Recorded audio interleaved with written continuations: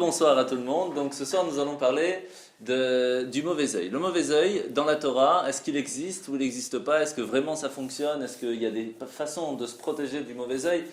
Qu'est-ce que c'est un œil? Est-ce que ça a véritablement une force ou c'est la parole qui fait que... Donc tout ça c'est ce qu'on va voir un petit peu ce soir. Alors premièrement on va déjà commencer, est-ce que le Ayin Hara fonctionne? Est-ce que ça existe dans la Torah en règle générale?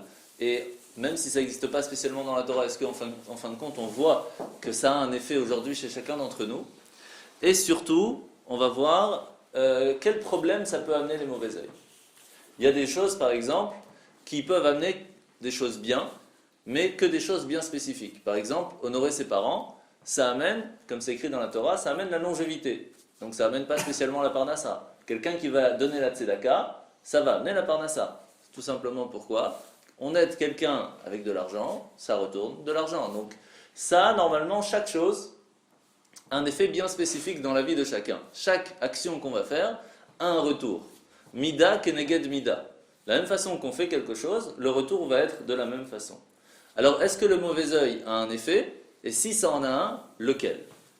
Alors on va commencer avec ce que la Torah nous dit dans la paracha de Dvarim. C'est écrit comme ça, Vesir Hashem mimcha kol choli, Hashem va enlever toutes les maladies, Vechol madve mitzraim araim asher yadata, tous les problèmes que j'ai déjà envoyés, même jusqu'en Égypte, Lo yesimam bach untanam bechol sonecha, je ne les mettrai pas chez toi, et je les donnerai à tous tes ennemis. Qu'est-ce qui se passe? Qu'est-ce qu'on apprend de ce pasouk? On apprend, dans le Talmud, on explique là-bas, Baba Metzia, page 107, donc là vous avez la page du Talmud, mais après je l'ai mise en plus grande, et j'ai souligné ce qui est écrit. Ve'esir Hashem mimcha kol choli, que le mot choli, les problèmes, la maladie, c'est quoi? Kol choli, toutes les maladies viennent d'où? Amar Rav, Rav nous dit, zo Ayin Hara. Tous les problèmes qu'il peut y avoir dans le monde, tous viennent du Ayin Hara. C'est quand même fort.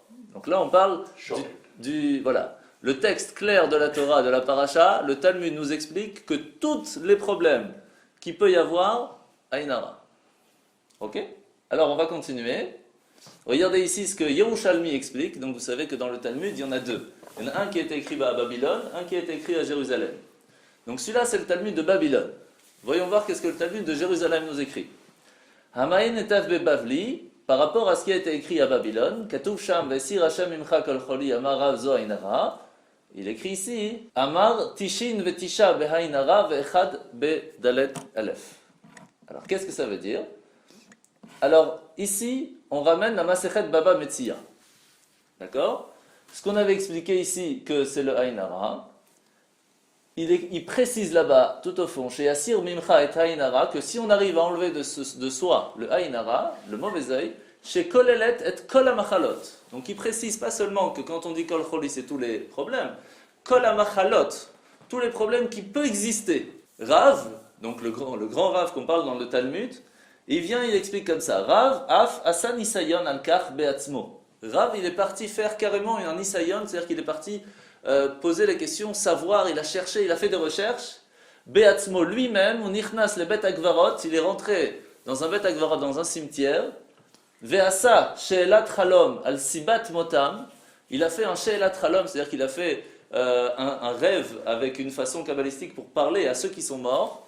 Et qu'est-ce qu'il dit là-bas?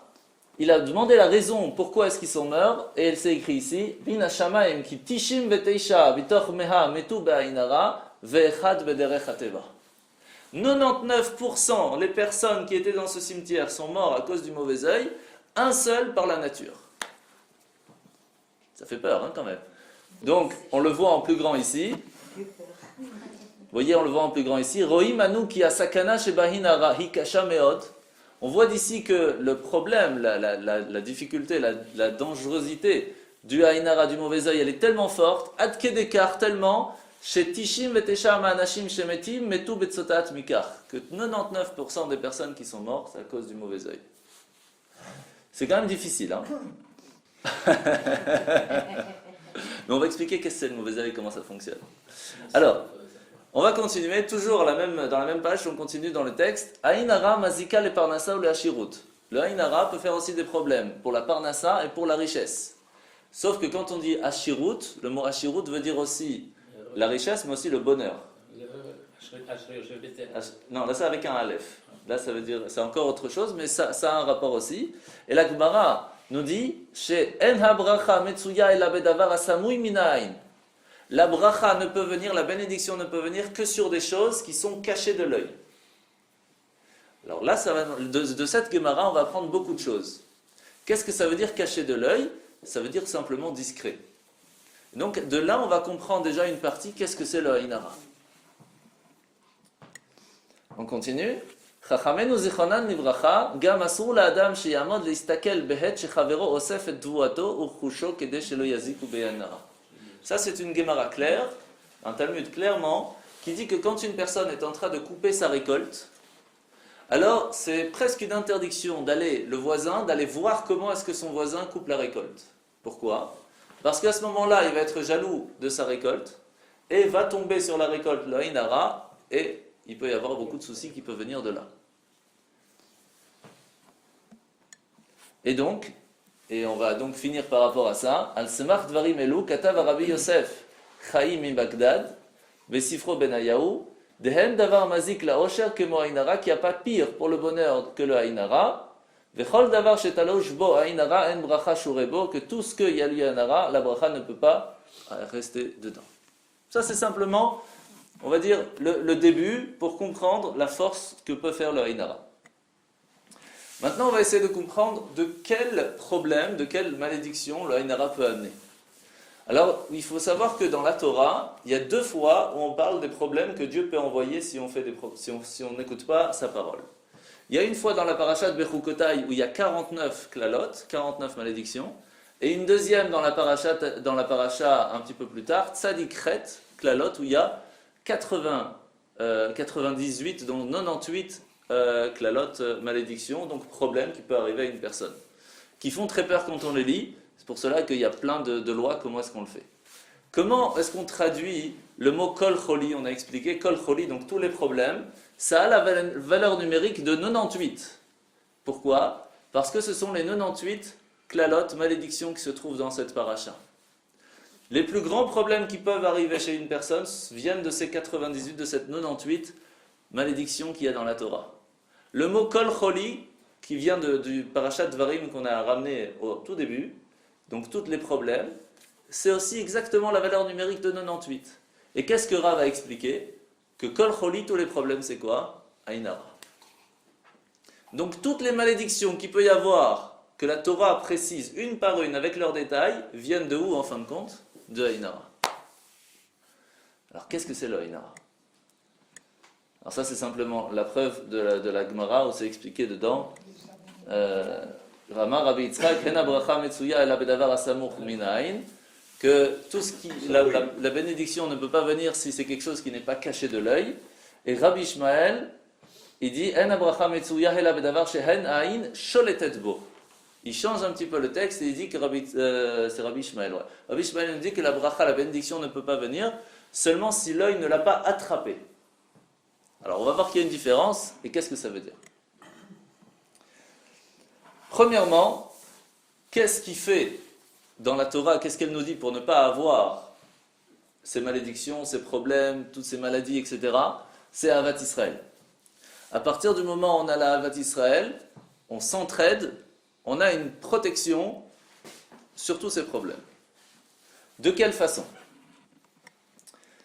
Pour cela, on va essayer de voir un petit peu l'histoire du Ainara. Comment est-ce que dans la Torah, on en a parlé? Est-ce qu'on le voit dans le texte? Alors on va voir que dans tout le texte, depuis la création du monde, on en parle, jusqu'à encore arriver jusqu'à aujourd'hui. Alors par quoi ça commence? On va commencer par le début de la création du monde. Caïn et Abel. Caïn et Abel. À quel moment il y a eu le Ainara, du mauvais œil, avec Caïn et Abel? Très simple. Regardez le Midrash Rabbah. Midrash Rabbah est dans Bereshit Chavbet. Il explique là-bas que Caïn est arrivé devant Abel, donc devant son frère Abel, et il lui a dit, voilà, je vais offrir moi aussi un cadeau à Dieu. Et qu'est-ce qu'il a fait? Il a pris le moins bon de ce qu'il avait, et il a offert à Dieu. Abel, il a dit, puisque moi aussi je veux remercier Dieu de tout ce qu'il nous a donné, je vais lui offrir le meilleur de ce que j'ai. Et à ce moment-là, qu'est-ce qui s'est passé?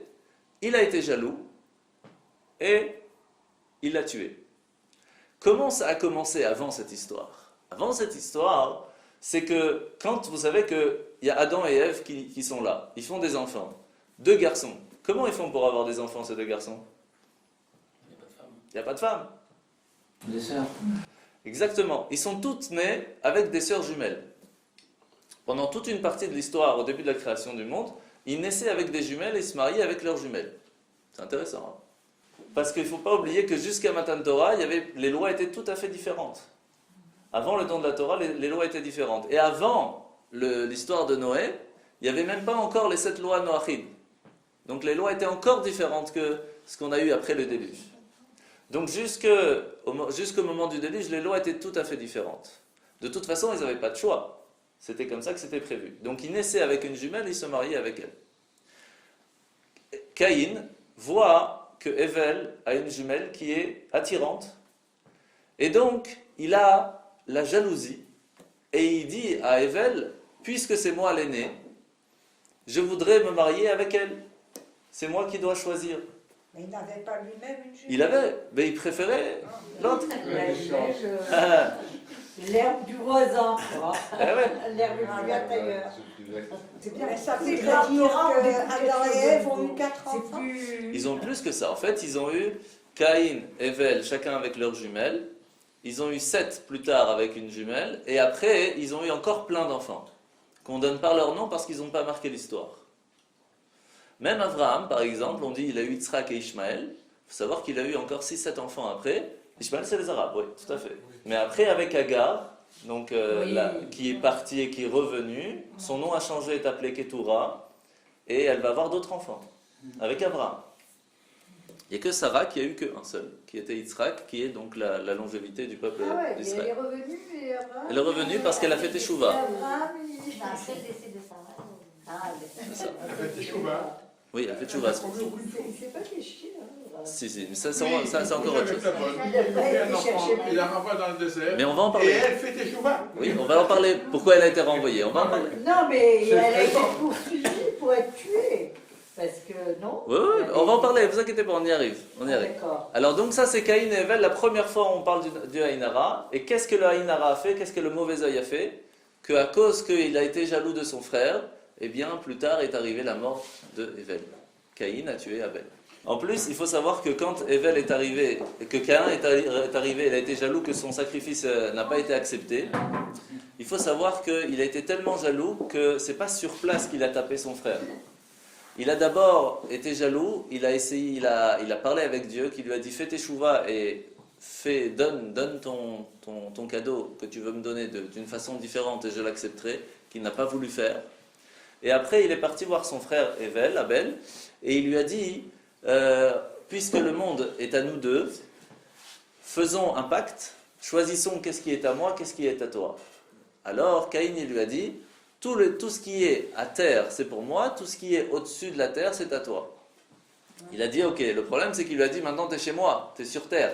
Donc, tu es dans mon territoire, pars. Et même quand il partait, c'est toujours sur terre. Donc, il était toujours embêté. Et c'est comme ça que... Ah oui, il était tellement jaloux que c'est arrivé jusque-là. Donc ça, c'est Caïn et Hevel. On va parler maintenant d'Abraham et Sarah. Vous allez apprendre encore autre chose. Abraham et Sarah, comme vous le savez, Sarah était stérile. Et elle n'arrivait pas à avoir d'enfants. On le voit dans tout le texte, tout le monde, avec Sarah, avec Rivka, avec Rachel, etc. plus tard, que comment ils faisaient avant pour pouvoir avoir des enfants. Eh bien, ils donnaient leur servante à leur mari pour avoir des enfants et ça ouvrait la porte. C'est ça qu'il faut censurer. C'est qu'il faut censurer. Donc, chaque fois... Donc, qu'est-ce qu'elle a fait, Sarah, qui s'appelait encore Sarai à ce moment-là? Elle a dit à son mari, prends la servante pour avoir des enfants, et peut-être que ça m'amènera à moi des enfants. Elle est sympa, Sarah. Et... Donc une femme qui va dire ça. Ouais. Mais avant c'était très classique, on le voit avec encore Rivka, etc. Mais ça arrive. Ouais. Il faut savoir que malheureusement, mais même dans la Torah même, c'est expliqué que si pendant 10 ans un couple n'a pas d'enfant, ils ont le droit de divorcer pour aller trouver un autre quelqu'un pour... Oh, David. C'est la place dans le cœur et la place partout. Ça va David? Ça va? Bon? Ça va, très cher, très bien. On va donner une chose. Excuse-moi le retard. Alors, maintenant on va parler donc de Sarah qui va dire à son mari Abraham, voilà, prends ta servante pour femme pour pouvoir avoir un enfant et avoir une descendance. Qu'est-ce qui se passe? Agar réussit à avoir un enfant et à ce moment-là, Agar fait une grosse bêtise. Qu'est-ce qu'elle fait? Elle va dire à tout le monde, regardez, pourquoi est-ce que Sarah n'arrive pas à avoir d'enfant? C'est parce que c'est quelqu'un de pas bien. La preuve, en pas longtemps je suis avec Abraham, j'ai réussi à avoir un enfant, mais il n'est pas encore né. Hein. Qu'est-ce qui se passe? Sarah entend ça. Et elle est tellement fâchée de ça qu'elle devient jalouse. Et à ce moment-là, arrive le mauvais œil sur Agar, elle perd l'enfant. Et c'est seulement la deuxième fois que Agar réussit à avoir Ishmaël. Donc c'est la deuxième fois dans l'histoire qu'on voit que le mauvais œil a tué encore une personne. Et ça on le voit, Midrash Rabbah, Chumash Bereshit, juste ici en bas, Yavo el anahar vata'ar, ou matalmud lomar, ara vatelet ben, ela melamed, she ichnisaba Sarah hainara, vipila ibra.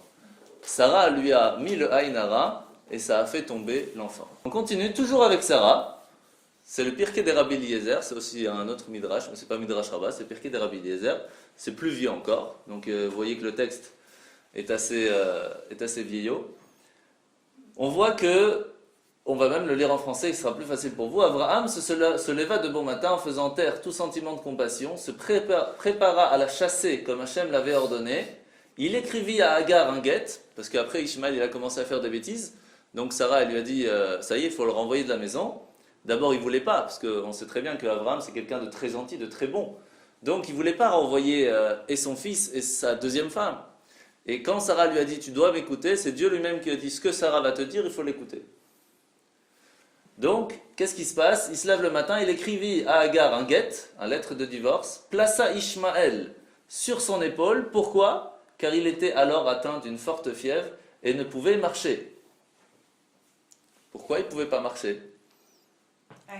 Ainara. La jalousie que Sarah a mis sur Ishmaël, qui a fait jusqu'à renvoyer Agar de chez elle, a mis le Ainara sur Ishmaël et lui a fait qu'il ne pouvait plus marcher. Il a fallu la mettre sur les épaules de Agar. Troisième fois où on voit l'histoire du Ainara. Maintenant on voit avec Yaakov et Yosef, ça c'est le classique. Quand on parle de Ainara, c'est toujours Yaakov et Yosef. Qu'est-ce que c'est le Ainara? On a compris jusque-là. C'est la jalousie. Là, l'œil a vu quelque chose qu'il a voulu, la jalousie est venue chez la personne, ça a tapé et ça peut faire mal. Yaakov et Yosef, ça c'est dans la paracha, donc c'est pas très compliqué. Al tichnesu belipchem bepetach achat mipnei ha'ain.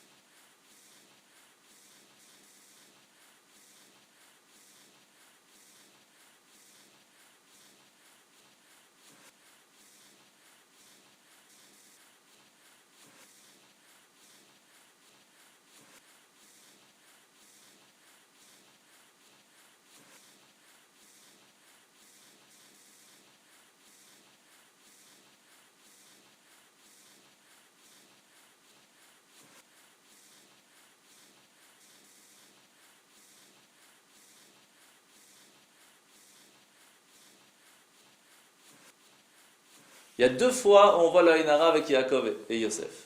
Donc, premièrement, on voit très bien que Yosef, il lui a donné la tunique en plus, ça vous connaissez l'histoire. C'était son fils bien-aimé, il le chérissait, il lui donnait plus qu'aux autres frères. Les frères l'ont jalousé, l'ont vendu en esclave. Jusque-là, tout va bien. Mais il a rêvé. Pardon? Oui, il a rêvé, oui, tout à fait. Mais c'est ça. Oui, ça a fait C'est pas que... parce que son père l'a chéri. Ça n'a pas aidé. Lui, Ça n'a pas aidé. a sorti 2 rêves qui font que ses Et frères... il les a racontés aussi à ses frères. Ça, C'est ça l'erreur. Ah, mais Donc, ça, c'est là que ça démarre, le Yinara. Exactement, C'est la jalousie. tout à fait. Et qu'est-ce qui s'est passé à ce moment-là? Yosef se fait envoyer en esclavage. Mais on voit à ce moment-là que le Haïnara, le mauvais œil qu'ont eu les frères et qui l'ont envoyé en esclavage en Égypte pendant plus de 10 ans en prison, etc., vont en fin de compte le sauver et l'amener vice-roi. Comment c'est possible? Vice-roi. Il va devenir juste en dessous de Pharaon. Vice-roi. Vice-président, C'est pas un roi qui avait des vices, c'est vice-roi. Comment c'est possible que du mauvais œil qui est tellement dur, qui est tellement fort, comme on a expliqué, qu'il peut amener jusqu'à 98 malédictions, a réussi à se transformer pour amener Yosef? Parce qu'il a expliqué au pharaon son rêve. Il a expliqué, mais est-ce que c'est ça qui a fait que? Quelle est l'action, quelle est la Après conséquence? Torah, oui, c'est ça. Alors non, Une fois qu'il a même d'après expliqué, la Torah, il a dit tu sors de prison et tu viens, j'ai besoin de toi. tout à fait. Mais qu'est-ce qui a fait qu'il a réussi à aller jusque là-bas? Parce que d'abord il faut voir, J'écoute tout ce que tu dis.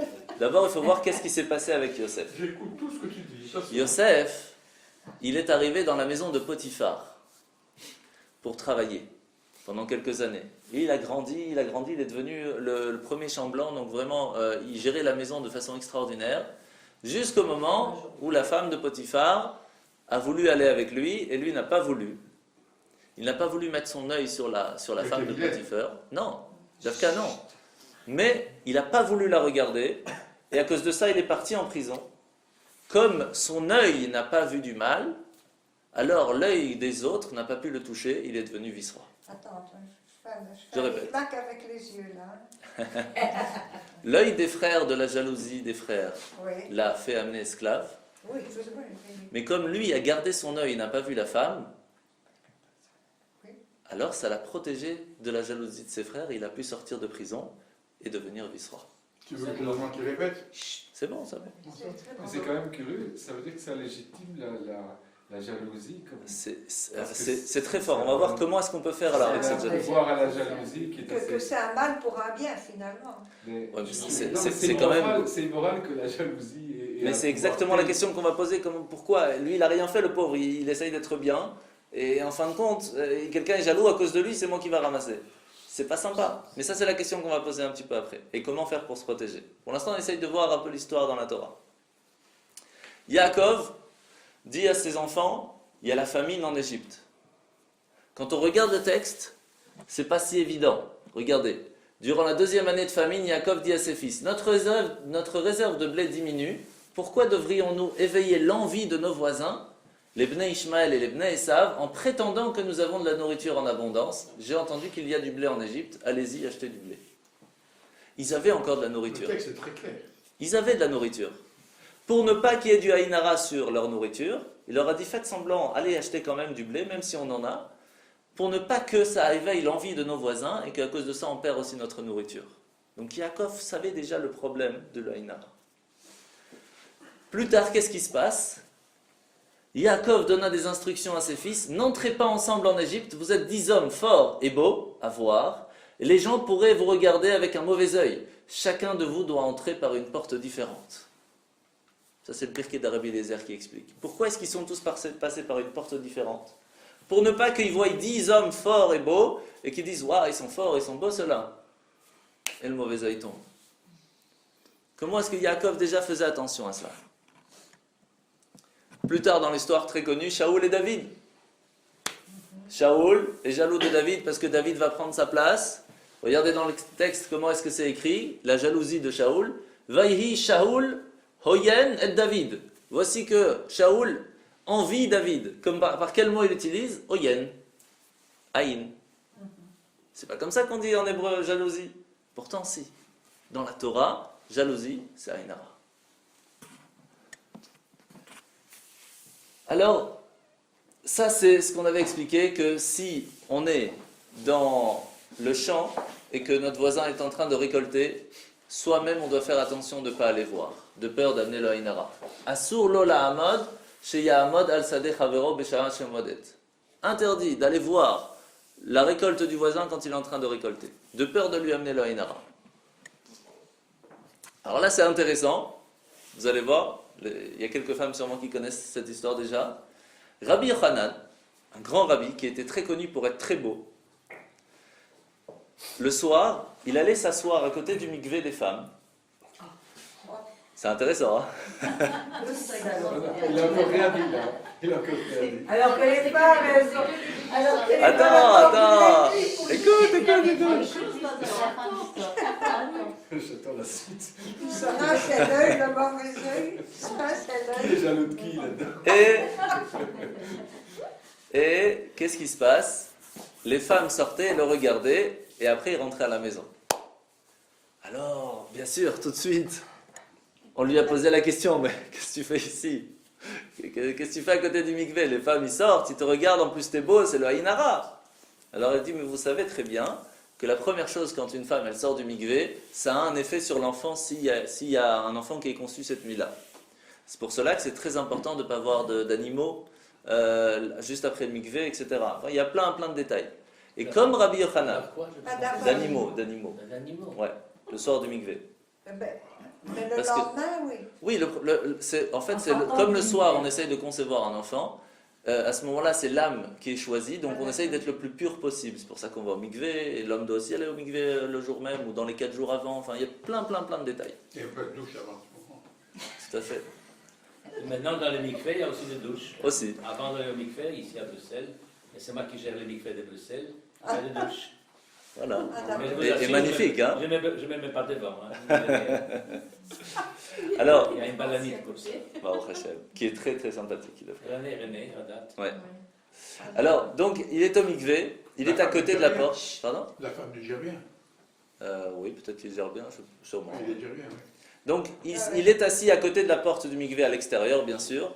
Quand les femmes sortent, il le regarde, il voit qu'il est beau, mais pas seulement physiquement. On parle de Rabbi Yochanan, qui était le plus grand rabbi de sa génération, donc on parle d'un grand rabbi, il voyait la sainteté sortait de son visage. Pourquoi? Pour que puisse avoir après concevoir un enfant d'une beauté et physique et spirituelle. Mais à ce moment-là, les sages lui disent, mais une seconde, tu n'as pas peur du Aïn Hara? Les femmes sortent, et ils voient que tu es beau, et physiquement et spirituellement, tu vas avoir le mauvais œil sur toi. Ça me rappelle l'histoire des chefs. C'est- Mais oui. Non, j'arrête ça, c'est ça. C'est quoi l'histoire des chefs? Il s'est passé 14 ans chez son beau-père. Et, Oui. et Réfléchis un peu. je connais pas. Il a préparé Si, le bâton. tu connais. Ah oui, mais c'est exactement ça. Mais c'est exactement dis ça. à ma femme que moi je sais ce que je dis. C'est exactement ça. Mais je vais l'expliquer tout de suite. Je finis. Et qu'est-ce qu'il a répondu? Qu'il n'a pas peur du mauvais œil. Pourquoi? Tu as compris maintenant? Et là, c'est écrit Talmud Babli, hein, Masechet Brachot, Dafra. Vous avez tous les trucs ici. Il écrit Kacha. Comment il écrit? Voilà. Hana mizara de Yosef ka'atina de lo shaltabi haïn ale haïn hara. Je n'ai aucune crainte du haïn hara, du mauvais œil. Pourquoi? Parce que je suis de la descendance de Yosef.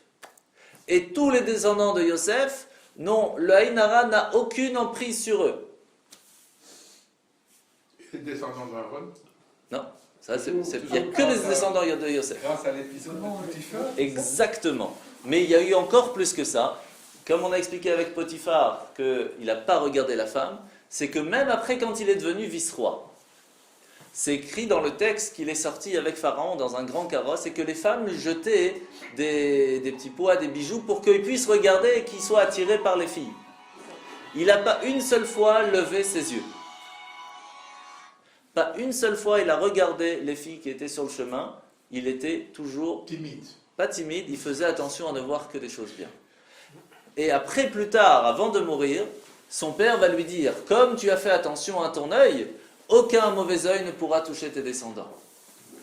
C'est comme ça que tous les descendants de Yosef n'ont aucune crainte sur le Haïnara. Et c'est ce qu'on dit pour les séfarades qui connaissent, Ben Porat Yosef, Ben Porat Alehaïn. Ben Porat Yosef, que le fils de la descendance de Yosef ne peuvent pas être touchés par le mauvais œil. Et on va expliquer que quand on dit cette phrase, ça peut nous protéger, c'est à la fin, on va expliquer de ça. Mordechai, Ouais. comme cet exemple de il ne faut pas regarder le récolte de l'autre. Ouais. Mais, donc ça veut dire en gros qu'on ne peut pas regarder l'œuvre de quelqu'un d'autre. On va poser la question. Et la même question qu'il a posée, c'est un peu la même chose. Pour l'instant, on parle de l'histoire, tout ce que la Torah nous dit, puis après on va expliquer comment on peut inventer. Alors, le demi-shekel, c'est quoi?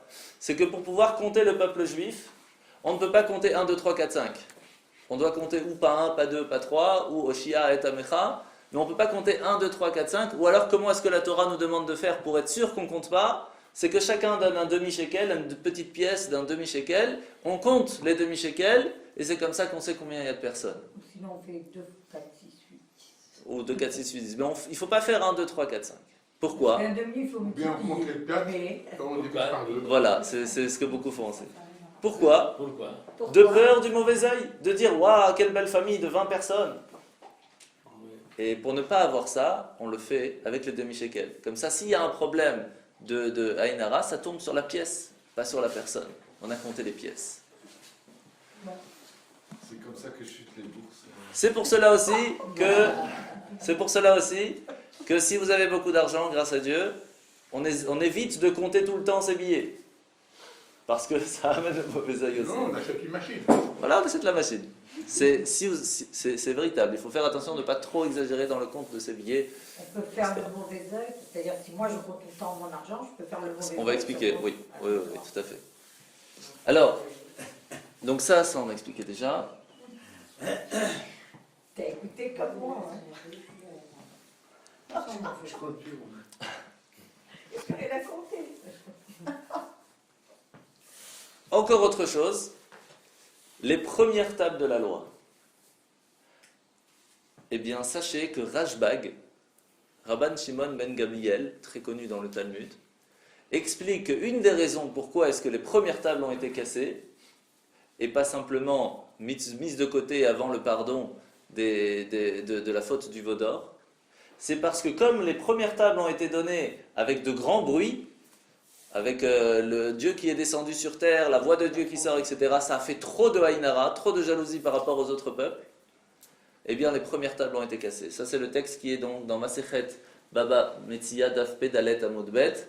Ici c'est écrit Gam legabe luchot abrit Chachamenu zechanan livracha omrim shasiba shehem nishberu, la raison pourquoi ils sont cassés, aïta biglal shehem nitnu berov kolot.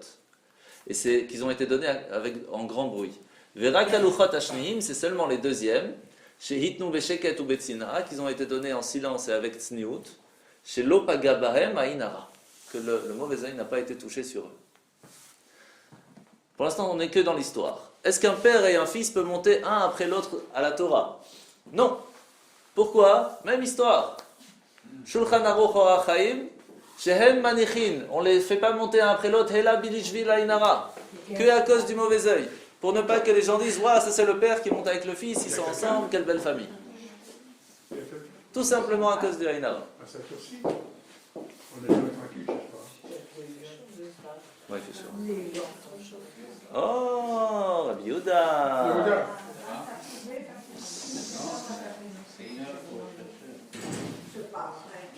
Ça va? je veux dire, c'est pas. Tu as une belle chaise ici en plus. Vous ne voulez pas profiter pour voir quelque chose? L'entracte. L'entracte. Non, on est tellement intéressés, moi je vais...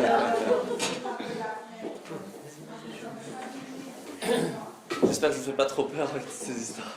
Mais c'est bien trouvé, l'histoire des chefs. Les chefs, c'est exactement ça. Je voulais pas trop rentrer, mais vous avez bien fait de sortir. C'est exactement ça. Les chèvres. En fait, puisqu'on est dans l'entracte, il faut savoir que Yaakov, quand il a travaillé chez Lavan, Yaakov, quand il a travaillé chez son beau-père, il a travaillé 7 ans pour avoir Rachel, 7 ans pour avoir Léa, et après il a travaillé pendant 6 ans pour lui-même, pour avoir de l'argent. Comment ça marchait l'argent? Il n'y avait pas de sous avant, c'était même pas avec de l'or, avec de l'argent, c'était simplement du troc. Donc le troc, c'était celui qui a beaucoup, voilà, celui qui a beaucoup de bêtes, c'était quelqu'un de riche. Alors il lui a dit, pour la première année, il lui a dit c'est très simple, tu vas travailler pour moi, à la fin de l'année, tous les moutons ou les chèvres qui sont blancs, complètement blancs, c'est pour toi. Tous ceux qui sont tachetés ou rayés, c'est pour moi. Donc c'est pas évident d'avoir un blanc, blanc, blanc parfait. Et Dieu a fait qu'il n'y ait que des blancs. Enfin, en tout cas, beaucoup. L'année d'après, il a vu qu'il s'est trompé dans le compte. Alors il a dit, bon, cette année, on va faire différemment. Tous ceux qui sont rayés, c'est pour toi. Les tachetés et les blancs, c'est pour moi. Qu'est-ce qu'il a fait? Là, c'est intéressant. Il a mis des bambous dans la rivière. Parce que quand une femme enceinte, ou même un animal, quand il est enceinte d'un enfant, tout ce que la femme va voir pendant que l'enfant est dans son ventre, ça a un effet sur l'enfant. C'est pour cela que quand ils allaient boire à la rivière et qu'ils voyaient les bambous, eh bien ça a fait que les enfants, les 3/4 étaient rayés. Comme des zèbres. Des zèbres. L'année d'après, il a vu que ça n'a pas marché son coup. Il a dit, bon là, cette année, on va faire différent. On va faire tous les tachetés, c'est pour toi. Les rayés, les blancs, c'est pour moi. Il a dit, pas de problème. Il a enlevé les bambous, il a mis des pierres. Et c'est comme ça qu'il a... Donc, et comme ça, il a tourné pendant les 6 années. Donc c'est exactement la même histoire. L'œil a une force extraordinaire, même jusqu'à l'enfant. Ça peut être négatif et ça peut être positif. Tout est relatif. À quel moment on a vu le négatif, voyons le Alors, positif. on va voir. Donc pour l'instant, on a parlé du père. Ah oui, là c'est bien de là. Donc le père et le fils à la Torah, il faut faire attention. Alors maintenant, on va parler de la belle-mère. Ça, il y en a qui aiment bien. Ouais, lâche-toi. C'est parti. Profite. Règle tes comptes. On te protège. Alors, la belle-mère, bienvenue. Donc, la belle-fille et la belle-mère ne doivent pas avoir le même prénom. C'est un très très grand problème s'ils se marient qu'ils ont le même prénom. Ça fait beaucoup de problèmes dans la famille. Tellement que c'est écrit dans le Mishpete Uziel, qui est un livre très connu chez nous, qu'on doit faire très attention si la fiancée a le même nom que la belle-mère, au point qu'il faut changer le nom d'une des deux. Il faudrait qu'elle soit d'accord. Et si la fille et la belle-fille? Pardon? Et la fille et la belle-fille, c'est la même chose ou pas? Ça veut dire? La fille et ta belle-fille. Ta fille et Ma ta fille. belle-fille. On sait entre la Ah, mère et non, c'est- Sa fille. Non, et sa je pense belle-fille. que c'est une génération qui saute, donc ça va. Non, ta Non, belle-fille, c'est non, la femme de ton fils. non, tu as une fille Oui. qui Non, s'appelle elles sont deux belles-sœurs. Sarah. Ah, donc belle-sœur, non, belle-sœur n'avait pas de problème. Ouais, c'est On parle de la belle-sœur, belle-mère. Oui, c'est ça. La belle-mère, spécialement la belle-mère. Il y a que les belles-mères qui posent problème. Ouais. Comme d'hab. Vous croyez? C'est écrit dans le texte. Hein. C'est pas écrit dans la Torah. Mishpete Oziel, c'est la Torah. Hein. Mais au final. Et c'est comme ça que ça fonctionne, hein, Oui, dans c'est tout. comme ça, c'est interdit. C'est correct, c'est correct. Non, mais C'est arrivé il y a quoi, 10-15 ans à Lyon. Je connais l'histoire. Mais Donc, moi, j'ai une amie récemment, elle s'est mariée, elle a dû changer. Elle a rajouté. on rajoute, on change pas de nom, on rajoute un nom. Et tu officialises ça par le rabbin. Ah oui, on doit faire la Torah, on doit faire, ah oui, on doit offrir un Oui, non, mais kiddush, attends, c'est toute une entre le histoire. temps où ils Bien se sûr. connaissent et ils se marient, le mec, il Et a on doit faire ça avant le mariage. Il s'habitue à... Avant le mariage. Ah ouais. Du moment qu'elle a un nouveau- C'est même mieux de faire avant le fiançailles, il y en a qui... Elle l'a gardé. Parce que c'est écrit ici, Davar Tivish à la Rasiot, Ainara. On parle de la fiancée, que l'Ainara déjà peut arriver à la fiancée. C'est pour ça qu'on préfère changer le nom déjà avant même le fiançailles. Parce qu'il faut savoir qu'il y a... Voilà, c'est ça, avant même... Normalement, c'est avant le fiançailles. Donc en général, on fait ça avant le fiançailles. Maintenant, la différence, c'est qu'avant les fiançailles, il y avait 1 an entre le fiançailles et le mariage.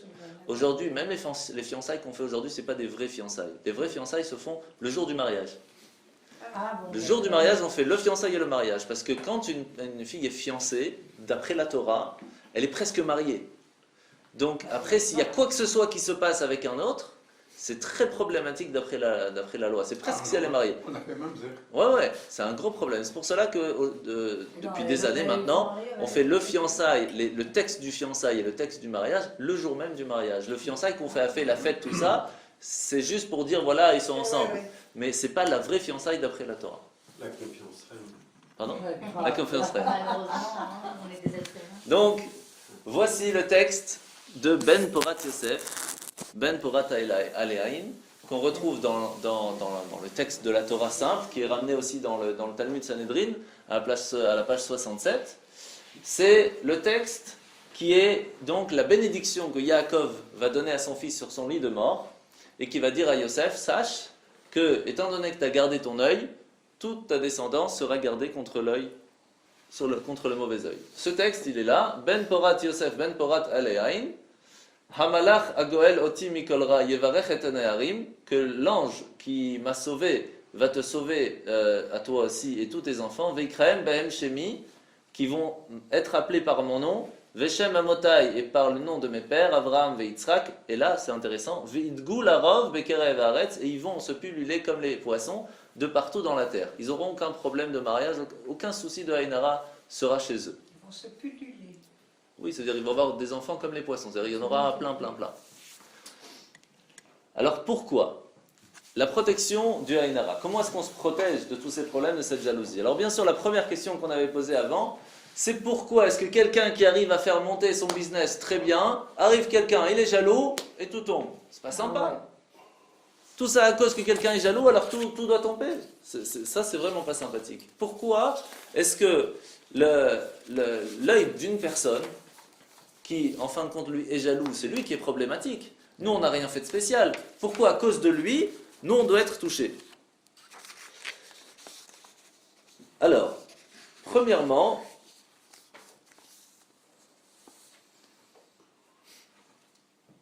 on va essayer de comprendre quelle est la force de l'œil. Un sentiment naturel, comme la faim, le sommeil, c'est pas quelque chose qui est palpable. Si on ne peut pas toucher, on a faim, c'est le ventre qui crie, on a faim. Le sommeil, on est fatigué, c'est le corps qui est fatigué, ou l'âme qui est fatiguée, c'est encore à discuter, mais c'est pas quelque chose qui est palpable. C'est un sentiment, l'amour, la colère et la jalousie aussi. Quand on a faim, ce sentiment de faim, c'est le ventre qui crie, c'est le corps qui a besoin. Quand on a sommeil, c'est l'âme qui pleure parce qu'elle a besoin de se recharger. La jalousie, ça aussi, ça fait quelque chose.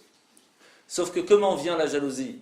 Parce qu'on a vu quelque chose qui nous fait envie. Donc c'est l'œil qui va envoyer ce sentiment, qui va envoyer cette force de jalousie, qui s'appelle donc le Haïnara. Alors maintenant, la grande question c'est pourquoi est-ce que ça peut nous arriver d'être touché à cause de la jalousie de quelqu'un d'autre à nous? Qu'est-ce qu'on n'a rien fait de spécial? Il faut savoir quelque chose de très intéressant, c'est que quand on fait une bêtise, quelle qu'elle soit, et ça on avait parlé dans le cours un petit peu avant de Chouké Teva, on avait parlé de tout ce qu'il y a dans le monde, comment ça fonctionne. En fait, Dieu nous donne du crédit. Ça veut dire, il nous dit voilà, sache que tu as fait telle bêtise, tu vas devoir rembourser tant. Ça peut être en maladie, ça peut être en temps de galère, ça peut être en stress, ça peut être en plein de choses, mais il faut payer. Tu as fait cette bêtise, il faut le payer. Mais quoi? Comme je suis sympathique pour l'instant, je te donne du crédit. Tu peux le payer en plusieurs fois, tu peux être en galère, mais plus doucement que des petites galères de temps en temps, et en fin de compte, ça va réussir à payer. Tu peux faire des jeûnes, et ça rattrape, etc. Mais, c'est là qu'arrive le problème du Haïnara. Il y a quelqu'un qui vient et qui dit « Oh, quelle belle maison, quelle belle voiture !» Et là, tout de suite, là-haut, il y a les anges qui viennent et qui disent à Dieu « Une seconde, je ne comprends pas. Tu as vu tout le crédit que tu lui donnes? Comment il mérite d'avoir une telle voiture? Regarde, tout le monde dit qu'elle est belle. » Et à ce moment-là, il n'a pas le choix. Il dit « Tu as raison. Il faut qu'on refasse le compte pour voir il en est où avec son crédit. Est-ce qu'il mérite d'avoir cette belle voiture que tout le monde trouve bien? Pourquoi lui, il ne pourrait pas l'avoir alors que son crédit est mieux que l'autre? Alors c'est à double tranchant. Parce que si la personne qui est jalouse, elle a plus de problèmes, elle fait plus de bêtises que l'autre, ben elle va ramasser double. Parce que ça va réveiller son jugement à lui aussi. Mais si il n'a pas ce mérite, il n'a pas assez de crédit, eh ben il peut perdre ce qu'il a. Tout ça à cause de qui? Pas à cause de celui qui est jaloux. Celui qui est jaloux, il n'a fait que réveiller le jugement d'en haut. Celui qui est problématique, c'est soi-même. Comme on a fait des bêtises, on a du crédit, ce crédit on l'a des fois remboursé, des fois pas assez, etc. Est-ce qu'on mérite de garder ce qu'on a? C'est la question. Hachem, il est toujours très miséricordieux. Mais il y a un moment où quand la jalousie arrive, ça fait qu'on réveille le jugement divin. Et à ce moment-là, le problème arrive, parce qu'il faut rembourser la dette. Et si, Je peux poser une question? bien sûr, Comment est-ce qu'on peut expliquer qu'il y a des salauds c'est tout à fait une grande qui, question. qui vivent dans l'opulence Tout à fait. spirituelle, matérielle et Tout à fait, c'est une grande question. Voilà. On va en parler aussi, ne vous inquiétez pas. C'est... Et qui meurent dans leur lit très vieux. Et puis il y a des gens très braves qui sont décimés. Ouais, ça, c'est tout à fait... C'est très, très, très juste comme question. Mais ça s'explique? Tout s'explique. Ça va. Je te dis relax. Les gens qui ont des questions, il y en a beaucoup, mais les gens qui ont des bonnes réponses. Ça, c'est plus difficile. C'est comme les chercheurs. Il y a plus de chercheurs qui cherchent que de chercheurs qui trouvent. Ouais, c'est vrai. Donc, on voit que simplement la vue et la pensée peut avoir un impact sur même un objet de chez quelqu'un. Mais ce n'est pas la vue qui a fait, c'est le problème de la personne qui a fait qu'elle a perdu. La vue n'a simplement que réveillé le problème. La voix a aussi un impact. Et ça, on ne va pas rentrer dans le détail, mais quand on parle du Ainara, on doit toujours ramener aussi le Lachon Hara. En disant, t'as vu, lui, il a fait ça. Automatiquement, ça réveille. T'as vu, il a fait ça. Il a peut-être caché, mais maintenant les gens le savent. Il faut qu'il paye. Et donc, voilà. Donc le Lachon Hara, c'est aussi très grave. Le Lachon Hara, c'est la médisance. Mais les muets sont très bien parce qu'eux n'ont pas de sonara. Ben, ils écoutent. Ils doivent Les muets écouter. ne peuvent pas dire. Malheureusement, le Lachon Hara touche 3 personnes. Il touche celui qui parle, celui qui entend et celui de qui on parle. Donc si tu es aveugle, sourd-muet, Ouais. rien t'arriver. Alors en général, Si quelqu'un parle sur lui, il peut aussi. Oui, tout à fait. Tout à fait. Ma femme m'a dit si quelqu'un est sourd-muet et aveugle, il ne peut pas faire ça. Mais en général, je vais vous dire, les gens ne sont pas jaloux de lui. Donc il n'y a pas de problème. Il gagne son crédit. Il a tout son crédit, il n'y a pas de problème. Donc, la force des yeux, elle est ici. Dans le Malbim, on explique que Shekvar Baharu Ativihim Shenitsutsat Raot Yotzi Min Ainara. Il y a comme des éclairs qui sont impalpables, qui peuvent toucher à cause de Ainara. Donc c'est vraiment l'œil qui fait, et c'est pour cela qu'on appelle ça le Ainara.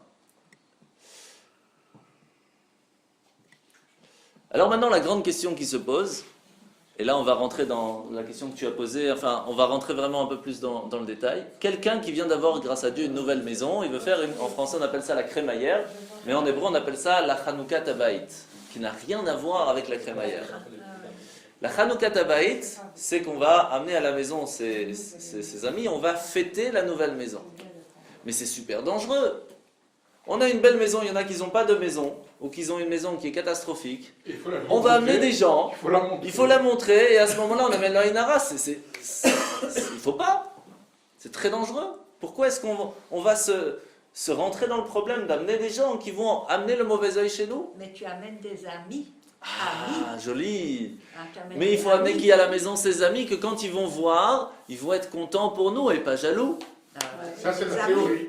C'est des Mais amis. c'est pas évident. Mais C'est si pas on évident. fait pas de Hanoukat Baït, c'est là Ça, c'est où- problématique. Voilà. Il faut absolument faire C'est une là Chanoukat où on Bayit. attire, regarde. On viendra À la chez vous quand vous Avec serez grand plaisir. installés, Bezrat Hashem, Bezrat Hashem. Alors comment on fait? Comment on fait pour que l'œil... Alors comment on fait pour que l'œil, qui peut être même des fois de ses amis, même inconsciemment se dit, ah elle est bien, inconsciemment il y a des petites... Ne pensez pas ça, mais franchement. Mais quand même, hein, c'est sympa, hein. Oh Hachem, l'Ainara comme on dit. Alors qu'est-ce qu'on fait? C'est très simple, regardez. Chanoukat Bayit, pour enlever l'œil, qu'est-ce qu'on fait à Chanoukat Bayit? 3 choses. On met une mezouza, Et on mange des gâteaux. on fait un cours de Torah, C'est vrai que et on fait des bénédictions sur la nourriture. Bon, il ne peut plus rien nous arriver, Daniel. Et alors, on voit plus la maison. On a notre bouclier. Alors, mezouza, cours de Torah, et on fait des bénédictions sur la nourriture. Pourquoi? C'est très simple. Ça, on va expliquer quand on fera Bezrat Hashem Chanoukat Bayit, V'lei Neder. Mezouza, c'est pour la protection extérieure et intérieure, mais ça reste des choses très extérieures. Le cours de Torah, ça amène la bénédiction dans les murs de la maison, et la nourriture, ça amène sur l'intérieur de la maison, véritablement sur tout ce qu'il peut y avoir dans la maison. Quand on fait la bénédiction, ça amène la bénédiction. Et alors, pourquoi est-ce qu'en mettant des choses de Torah, ça peut tellement protéger de Ainara? La jalousie, elle est toujours là. Qu'est-ce que ça change? La mezouza, avec tous les arabes, il faut faire un peu attention. C'est pour ça qu'il faut la mettre à l'extérieur, pas à l'intérieur. À l'extérieur. Ah oui, il faut Mais mettre à les l'extérieur. arabes qui passent dans la rue, ils Mais c'est connaissent- leur problème, c'est pas le Mais nôtre. ils savent. Mais ils c'est savent pour que ça qu'ils c'est vont pas une venir, mezouza. parce qu'ils ont peur. Ah, ils vont pas venir. Ah bah ils ont peur. Respecte, respecte. Vous connaissez la blague, il y a Alors une moi, fois... j'ai demandé à Madame Sarfati, vous connaissez tous Madame Bien Sarfati, sûr. c'est le traiteur. Je lui ai dit, parce que moi, ma mezouza, c'est pas seulement qu'elle est à l'extérieur, c'est marqué en grand Jérusalem, Waouh. en hébreu et en lettres latines. Alors je lui ai dit, Mazal, où tu mets toi la mezouza, intérieur ou extérieur? Elle a dit, depuis qu'il y a tous les problèmes, moi je mets ma mezouza à l'intérieur. Ok. Alors je dis à mon mari, on doit mettre la mezouza à Même l'intérieur. Rapinson, il a sa mezouza à l'intérieur. Malheureusement, nous, on a Elle est à l'extérieur. Elle est dans le mur, mais à à l'extérieur. l'extérieur. Il est à l'extérieur. Elle est à Parce l'extérieur. qu'avec les Arabes, les musulmans qui passent et ils Elle savent est que c'est enfoncée cette dans Il est le mezouza. enfoncé dans Mon le mari, il est le mur. président Dépasse de pas la ce synagogue de la Voilà. Il y a un clinique. trou dans Mais le On je- embrasse le il ne mur. met pas la Non, pub à vous la voyez. l'extérieur. Mais Parce elle est qu'on est incrustée. fixé. On est fixé. Bien sûr. Dès qu'on Mais rentre je vais dans la vous dire, synagogue, quand- on met la quand- après, Il y a on quelqu'un met- une fois qui m'a dit, il faut pas mettre la kippa à l'extérieur. Je dis parce que si je la mets pas, tu crois qu'on va pas reconnaître que je suis juif? Mais avec la barbe. Non, même sans la barbe. Mais c'est dangereux. Je veux dire, Le fils de Rabbi Chaiki, il est rentré à la synagogue et puis on lui a cassé tout à fait sa voiture. Pourquoi? Parce qu'on savait Bien que sûr. c'était à lui. C'est comme ça. Il a eu le mauvais œil. Alors moi, je me demande si ma mezouza, je dois la laisser à laissez-la à l'extérieur. l'extérieur. Je laisse à Mais l'extérieur. oui, mais oui. Et sur la table. Mais Alors- j'ai pris quand même quelque chose, j'ai cassé Jérusalem en hébreu. Mais ça reste Jérusalem en Oui, prends, prends, hébreu. Tu as mis prends, avec- prends sur la Mais table. l'hébreu, je collais quelque chose dessus. Parce Ça que collait, c'est posé. ouais, poser quelque chose. Sont très C'est bons. dangereux. Alors la même chose pour une femme enceinte. C'est bon. La même chose pour une femme enceinte. Est-ce que c'est bien pour une femme enceinte de sortir, de montrer à tout le monde qu'il est enceinte? Vous savez qu'il y a la minimum de loi halachique sur quand quelqu'un est enceinte, c'est qu'on ne dit pas qu'on est enceinte avant 3 mois. Chez Chabad, on attend 5 mois même, sauf pour la famille, on attend vraiment 5 mois. Et il y en a même qui attendent, c'est Mais vrai. on les voit, on les voit. Alors oui, Ouais, non, mais mais ça se on voit. n'en fait pas la pub. Mais il ne doit pas sortir dans la rue. Ah, ça, c'est Alors on la verra pas. Non, en fait, il ne faut pas en faire la pub. Non. C'est surtout ça, il ne faut pas en faire la pub. Au point même qu'on évite d'acheter le lit du bébé, même des habits du bébé, tant qu'il n'est pas né. Juste on achète le minimum, un body, vraiment juste ce qu'il faut pour la naissance. Et les autres peuvent acheter pour nous, mais nous on ne doit pas. Et alors comment on fait pour se protéger? Quand on fait Mazel Tov. C'est quoi Mazel Tov? C'est quand on dit que le destin de la personne soit bien. Mazal, c'est le destin qui soit bien. Qu'est-ce que ça veut dire qu'il soit bien? Quand on amène des amis et que pendant le mariage on fait les bénédictions, on bénit la mariée, on est content pour eux. On n'est pas là pour être jaloux, on est là pour être content pour eux. On chante, on danse. Tout ça amène une protection. Parce que le bon œil qu'on va mettre chez la personne pour le bénir va protéger du mauvais œil de la jalousie. Et en général, on espère toujours que dans les mariages, il y ait plus d'amis que de gens qui vont être jaloux. Et donc ça permet de protéger. Alors maintenant, comment ça fonctionne la ségoula? Alors ségoula, donc ça c'est vraiment la protection. Comment on fait pour se protéger? Alors, la ségoula, il y a plusieurs sortes de ségoula. Ségoula en français littéral, je ne sais pas comment on traduit exactement, mais c'est un conseil que la Torah nous donne pour se protéger ou pour aider ou pour amener la bénédiction. Dans la ségoula, il y a le premier, le plus connu, c'est le hamsha. Hamsa, c'est 5. La main de Fatma. Khamsa. Alors, exactement, la main de Fatma. Alors, il faut savoir qu'il y a 2 sortes de Khamsa, il y a la juive et il y a la musulmane. La différence, elle est très simple. Il y en a un qui est à l'endroit, l'autre qui est à l'envers. Ah bon? Tiens, Alors, je vais vous expliquer très rapidement. D'où vient le Khamsa juif? C'est écrit ici que Api Aimuna Magina Mipna Ainara Khamsa Mitztarefet Lekmaot Nosafim Kegon Parsa Vein Krula Negen Ainara. Pourquoi c'est écrit ici? Je l'ai écrit chez moi sûrement. J'étais sûr de l'avoir mis. Voilà, il est là. Pourquoi? Parce qu'elle vient nous rappeler le Kaf Yada Shel Miriam Achot Moshe Aaron. Étant donné que Myriam a été quelqu'un d'extraordinaire en tant que femme, qui a aidé le peuple juif, qui a chanté, enfin vraiment quelqu'un d'extraordinaire, sa main a une force, et c'est cette main qu'on ramène, que Myriam vient nous aider, et c'est comme ça qu'on est protégé. Alors que le Khamsa musulman, Oui, oui, ils ont copié. ils ont copié, oui, mais ça vient d'autre part. Ça vient de, comme vous avez dit, Fatima, qui était dans la maison de Mohammed et qui faisait le repas. Eh bien, elle est arrivée à faire le repas et elle était énervée. Elle a mis sa main dans la casserole et elle s'est brûlé les doigts. Et comme elle a mis les mains à l'envers, puisque c'était dans le truc, alors pour se protéger, alors ils mettent la main à l'envers. Donc la différence. Vers le bas. Vers le bas. Donc chez nous, vous allez trouver de temps en temps des mains juives à l'envers, alors que c'est pas du tout ça. Chez nous, normalement, c'est à l'endroit. C'est vers le haut. Ouais. Bon, on va la tourner. Oui, mais le texte sera à l'envers. Souvent, il y a du texte. Alors, pourquoi le khamsha? C'est ça que je vais essayer de vous expliquer. Alors, en fait, le mot aïn en hébreu, aïn, l'œil, ça a la valeur numérique de 130. Quand il y a deux yeux, ça fait 260. D'accord? Qu'est-ce que c'est 260? Regardez, c'est très simple. Yud Ke Vav Ke, le nom de Dieu, c'est 200, c'est 26. 10 fois. 10 fois. Donc ça nous amène en fait que le Hamsa, c'est un œil, c'est l'œil du Aïn Atov, l'œil du bon œil, c'est 5 fois le nom de Dieu. C'est pour cela qu'on met le Hamsa, pour que Dieu protège l'œil. Dans certaines familles, 5 fois 5, je te dis. Toujours. Alors voilà, alors attention à ne pas exagérer dans les ségoulottes. Ah ouais, non.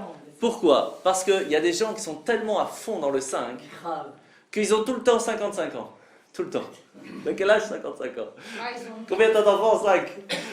Tous 5. T'habites à quel numéro? 55. Tu cherches, il n'y a pas, mais 55. Il ne faut pas exagérer avec le 5. C'est une ségoula. Il ne faut pas exagérer avec les ségoulottes. C'est très thune, hein. C'est très thune. Et la voisine te demande, il est mignon cet enfant. Quel âge il a? 5 ans. Dans 2 ans, il a 5 ans. Voilà. C'est vrai, hein, c'est véridique. Hein. Alors maintenant, on va parler, et ça tombe bien, on avait parlé un petit peu vendredi soir. Les mazalotes, j'ai suivi. Les mazalotes, les signes astrologiques, nous racontent que le mois de Hadar est un mois de chance, où le mauvais œil ne peut pas toucher. Pour cela que c'est bien de faire des cours de Torah partout, sans aucun souci, sans aucun stress. On est tranquille pour le mois de Hadar, on peut jouer au loto, on est sûr de gagner. Après combien, on ne sait pas. Hein. On a gagné 5 euros, on a gagné. Disons que c'est un mois de chance. Et encore plus comme cette année. C'est la richesse. Encore plus cette année, puisqu'il y a 2 mois de Hadar, et on l'a expliqué vendredi soir, c'est 2 fois un grand mazal. Pourquoi spécialement le mois de Hadar? Très simple. Le mois de Hadar est sous le signe astrologique du poisson. Et comme on a expliqué dans Yosef, quelle était la bénédiction? Vous allez avoir des enfants comme les poissons. Et donc la protection du Aïn Hara se met sous le signe astrologique du poisson. Donc pendant tout le... Bon, il y a le texte, mais je vous explique. Donc toute la force du poisson, elle est donc la force de protection contre le Aïn Hara.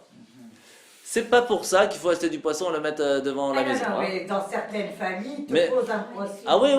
Mais alors, vous savez, il y a des gens qui vont vous mettre des œufs, qui vont mettre le collier d'œufs devant la porte. Il y en a qui vont... comme... On avait chez nous. Voilà.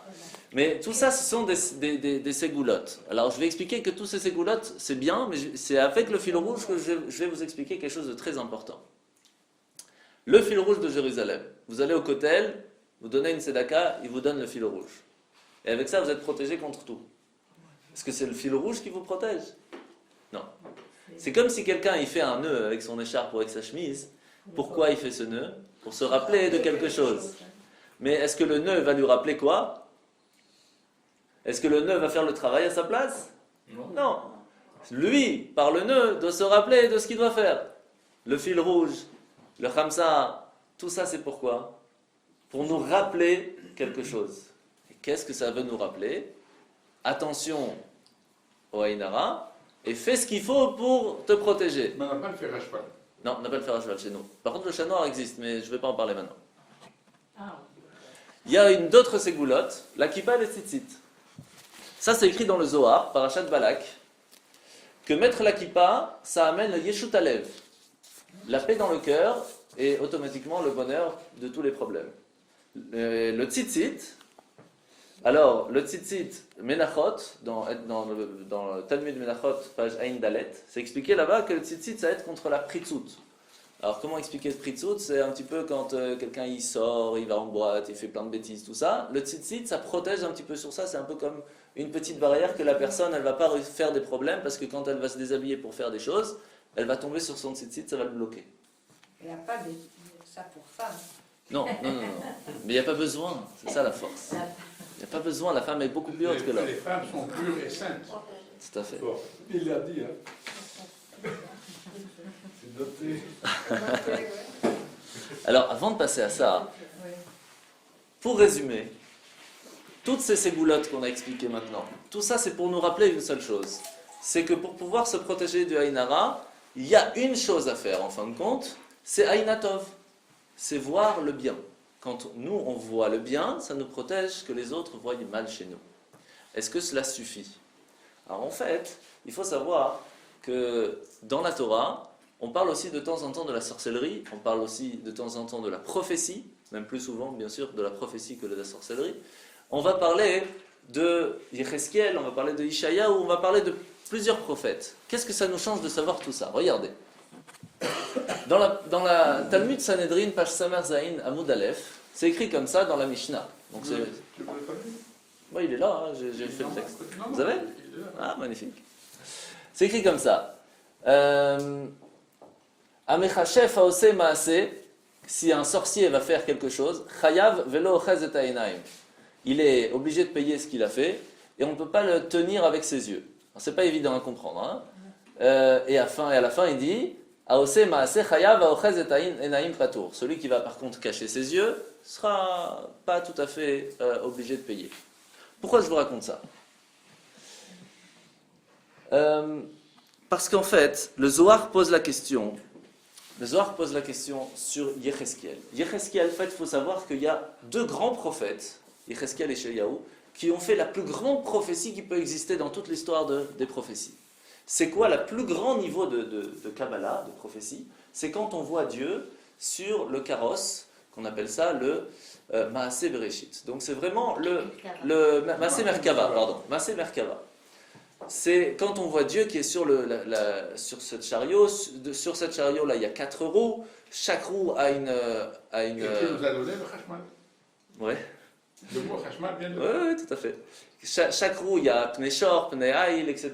De là viennent les âmes. La force de l'âme vient de là. C'est le niveau de Kabbalah le plus compliqué à comprendre. Donc je ne vais pas vous l'expliquer ce soir. Mais il y a seulement deux prophètes qui ont réussi à l'entrevoir et à nous l'expliquer. Yecheskel et Ishayahu. Alors, Ézéchiel n'a pas tout vu. ah, c'est ça qui est intéressant. Il n'a pas vu. Alors, Il a Yecheskel. entendu. Alors, attendez une seconde, hein, parce que M. Cohen. Ah ouais. Il est précis, M. Cohen. Oui. Il fait passer quelques livres. Voilà.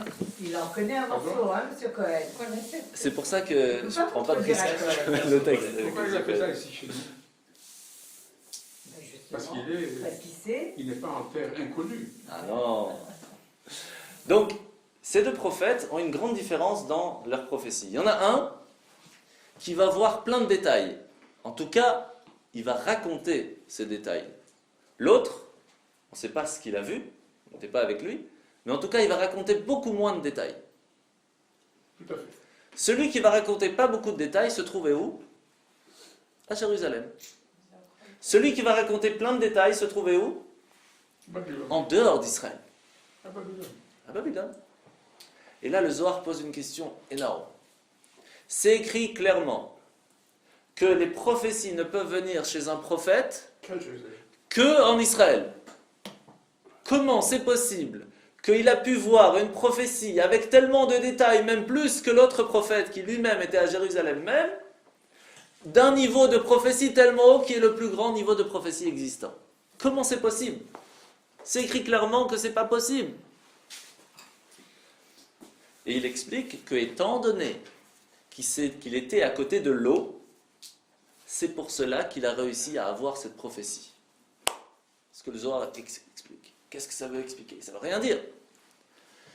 Alors regardez. Il faut savoir que je ne vais pas rentrer dans tous les détails de comment ça fonctionne une prophétie. Il faut savoir que la sorcellerie, on est protégé quand on est sur l'eau. Pourquoi ? Parce que la sorcellerie ne peut venir que si on a les pieds sur terre. Par exemple, on apprend ça de où ? Des 10 plaies d'Égypte. Quand il y a eu la plaie des poux, qu'est-ce qu'ils ont dit, les Égyptiens ? C'est le doigt de Dieu. Quand ils ont vu le sang, ils ont dit ça, on arrive à faire. Quand ils ont vu les grenouilles, ils ont dit non, si on sait amener des grenouilles. Les sorciers étaient très forts en Égypte. À 5 ans, ils savaient changer un bâton en serpent. Donc c'est pas compliqué pour eux. Mais par contre, quand est arrivée l'histoire des poux, ils ont dit ça, c'est un dieu. C'est pas de la sorcellerie. Pourquoi ? Pour 2 raisons. Première raison, un sorcier ne peut créer quelque chose plus grand qu'une olive. Un pou, c'est plus petit. Deuxième raison, pour pouvoir faire de la sorcellerie, il faut avoir les pieds par terre. Parce qu'ils prennent leur force de la terre. Donc quand on se retrouve sur l'eau, ils n'ont aucune connexion et ils ne peuvent rien faire. On l'apprend aussi du Talmud avec l'histoire d'un rabbi qui avait caché quelques sorcières, je ne rentre pas dans le détail, qui après il les a soulevées de terre pour pouvoir les attraper, pour pouvoir les tuer plus tard. Qu'est-ce que ça nous apprend cette histoire ? L'eau est comparée à la Torah. Comme on raconte souvent, et là c'est ce que je ramène, c'est le texte de Rabbi Akiva, qui nous explique que le peuple d'Israël est comparé au poisson, parce que le mazal, le destin des Juifs est différent des autres peuples. Pourquoi ? Parce qu'on peut changer notre mazal, on a la possibilité de le changer. C'est pour cela qu'on est comparé au poisson. Mais on se trouve où se trouve le poisson ? Dans l'eau. Et il y a un renard, une fois, qui est parti voir un poisson, qui lui a dit « Mais c'est dommage, tu es là-dedans, tout le monde vient, les pêcheurs viennent, les requins essayent de te manger. Viens chez moi à la maison, je te protège. » Qu'est-ce qu'il lui a dit le poisson ? « C'est très gentil de ta part, mais si je ne suis pas dans l'eau, c'est sûr que je meurs. » Un juif, c'est la même chose. On peut venir lui dire, mais viens, oublie la Torah, reste pas juif, viens chez moi, tu seras protégé. Quelle est la réponse du juif ? C'est très gentil de ta part. Mais si je ne suis pas dans l'eau, si je ne suis pas dans la Torah, si je ne suis pas attaché à mes sources, je n'ai aucune chance de vivre. Aucune. Et donc, quand on est attaché à l'eau, qui est la Torah, on s'attache à Dieu automatiquement, et on peut avoir tous les niveaux de prophétie, même aussi grand que la prophétie du Maaseh Merkava de la charrette avec Dieu. C'est ce que le Zohar explique. Alors maintenant, pour vous, M. Cohen spécialement, pourquoi est-ce qu'à Babylone, il a eu une prophétie plus grande ? Je réalise de mal. Si. Non, mais c'est bien. Pourquoi est-ce qu'il a eu une prophétie plus grande, en voyant plus de détails en dehors d'Israël, alors qu'en Israël, il a vu moins de détails ? Alors j'ai bien précisé que ce n'est pas qu'il a vu moins de détails, c'est qu'il a raconté moins de détails. Quelle est la différence ? Quand quelqu'un habite juste à côté du palais royal, et qu'un jour il vient vous dire, tu sais, la dernière fois j'ai vu le roi. Ok, on le croit, il habite juste à côté. Quelqu'un qui habite à eux, qui dit, la dernière fois j'ai vu le roi, donne-moi des détails pour que je sois sûr. Alors quand il est en Israël et qu'il fait une prophétie sur Dieu, il est à côté de la maison, c'est numéro national, il n'y a rien de très compliqué. Mais quand on est à Babylone et qu'on dit j'ai vu Maaseh Merkava, tu as intérêt à donner des détails pour qu'on te croie, parce que là, c'est plus loin. Donc en fin de compte, c'est pas que un a eu une plus grande ou une plus petite. La différence, elle est pas dans la vision, mais dans le raconter comment est-ce qu'ils ont expliqué la vision. Pourquoi est-ce qu'on a expliqué tout ça ? Et là, vous allez apprendre beaucoup de choses. C'est que dans la science, on n'a pas vu, est-ce qu'on pouvait vraiment prouver le Aïn Hara ? On n'a pas pu véritablement prouver. Tout ce qu'on a pu prouver pour l'instant, c'est que chacun reçoit un potentiel dans sa vie. Chacun, on va essayer de détecter le potentiel de chacun pour essayer de le faire évoluer là-dedans. Il y en a qui ont le potentiel plus de mathématiques, il y en a qui sont plus, pour ça qu'il y a le bac S, le bac truc, chacun a un potentiel différent. Celui qui va essayer de mettre tout son potentiel dans sa force musculaire, automatiquement, il va moins travailler son cerveau. Ça ne veut pas dire qu'il ne sera pas intelligent. Il peut avoir le potentiel de l'intelligence. Mais s'il ne travaille pas, on peut être très intelligent sans avoir beaucoup de connaissances. Ce n'est pas la même chose. Et inversement, quelqu'un qui va travailler énormément son cerveau, ça ne veut pas dire qu'il ne sera pas fort. Mais s'il ne travaille pas sa force musculaire, il ne sera pas fort. Donc on a chacun un potentiel en venant dans ce monde. La question, elle est, qu'est-ce qu'on va travailler ? Alors, comme pour nous accompagner dans nos progrès, dans notre vie, on a besoin de la Torah. Alors, pour travailler notre colère, pour travailler notre façon de vivre, pour travailler notre sentiment, notre amour, etc., si on ne le travaille pas, ça ne va pas s'arranger tout seul. Quelqu'un qui est colérique et qui nous dit « bon, moi j'attends que ça passe », il restera colérique. Alors que quelqu'un qui va travailler, qui va faire un maximum de choses pour réussir à travailler sa colère, il va travailler son cerveau, travailler ses sentiments, travailler son cœur, il va réussir à se changer. Donc on voit bien que chacun a un potentiel d'utiliser tout son corps, sa bouche, ses oreilles, son cerveau, son cœur, mais aussi ses yeux. Vous savez pourquoi est-ce qu'on a les dents et les lèvres pour protéger du lachon hara? C'est deux protections. Les yeux n'ont malheureusement qu'une seule protection. On n'a que les paupières. Heureusement qu'on en a une, parce que sinon on aurait les yeux tout le temps ouverts. Mais on aurait peut-être dû en mettre 3 ou 4. Parce que voir des choses, c'est tellement facile que c'est très difficile de ne pas voir. Je vais raconter une histoire qui s'est passée au tout début du Beth Rabat de Champs-Élysées. Le Beth Rabat des Champs-Élysées, ça a commencé comment? C'était un bachot qui venait de la yeshiva de Brunois. Quand on est à Brunois dans la yeshiva, tous les vendredis on va à Paris, chacun se met quelque part, on met une table, on met des téphilines, les gens passent, on met les téphilines aux gens. Et un bachour arrive, se met aux Champs-Élysées, met une petite table pliable, il ouvre, il met les téphilines, il commence à mettre à tous les touristes, à tous les gens qui habitent là-bas, etc. Et il se mettait toujours au même endroit. Et puis il y a un jour quelqu'un qui arrive et qui lui dit « Écoute, je comprends pas, ça fait 2-3 semaines que je te vois t'installer ici. Et juste au-dessus de toi, il y a une photo, mais très jolie entre guillemets, d'une femme très bien habillée. Comment tu peux te mettre ici ?» Alors il dit « Mais je comprends pas, moi ça fait 3 semaines que je viens, je l'ai jamais vue, tu viens une fois, tu la vois. » Donc on voit que l'œil, il peut aussi choisir quoi voir. Et quand on travaille son cerveau et son cœur à ne voir que des bonnes choses, c'est même difficile de voir les choses qui ne sont pas belles. Et c'est même des fois même difficile à comprendre que quelqu'un peut voir des choses pas belles. Et ça arrive dans tout. De voir les défauts chez les gens aussi. Quand on voit tout le temps, on essaie de trouver le bien chez les gens, c'est même difficile de ne pas faire confiance, même des fois, ce qui peut être problématique de temps en temps, mais c'est bien, c'est magnifique de pouvoir travailler ses yeux, son cœur et son cerveau à ne voir que le bien chez les gens. Donc les yeux ont aussi une force. Sauf que, comment est-ce qu'on peut faire pour que ces yeux nous protègent, que la Porsche reste au garage ou qu'elle puisse rouler, que les enfants soient toujours en bonne santé et que la maison ne soit pas cambriolée. Alors comment on fait? Très simple. D'abord, il faut savoir que l'homme a été créé avec Adam Arishon pour la première fois. Ça a été créé de la terre et une âme a été mise à l'intérieur. Insufflée à l'intérieur. Combien d'âmes on a? M. Cohen? Combien d'âmes? Non. 5 ou 7. Alors, il y en a 2, ça c'est sûr. Ça dépend du jour. Ça dépend du jour. C'est vrai. C'est vrai. S'il a raison. Monsieur Cohen n'a pas reçu Il a raison. Ah, Il a raison, il a raison. Qu'est-ce qu'il dit? Il a dit ça dépend des jours. Ça dépend du jour. Du jour, oui. Je sais qu'il y a entre 5 et 7. Alors, monsieur Cohen a aussi raison. Il y en a 5. Mais en fait, il n'y en a pas 5. Les noms sont différents. Il y en a 10. Et en fait, il n'y en a pas 10, il y en a 5 qui font 2. Alors, qu'est-ce que ça veut dire? Je vais expliquer, c'est très simple. La très mathématique, attends. C'est pour nous mettre un petit peu... Attends, là, des demi, des méchants, avec En fait, c'est très simple.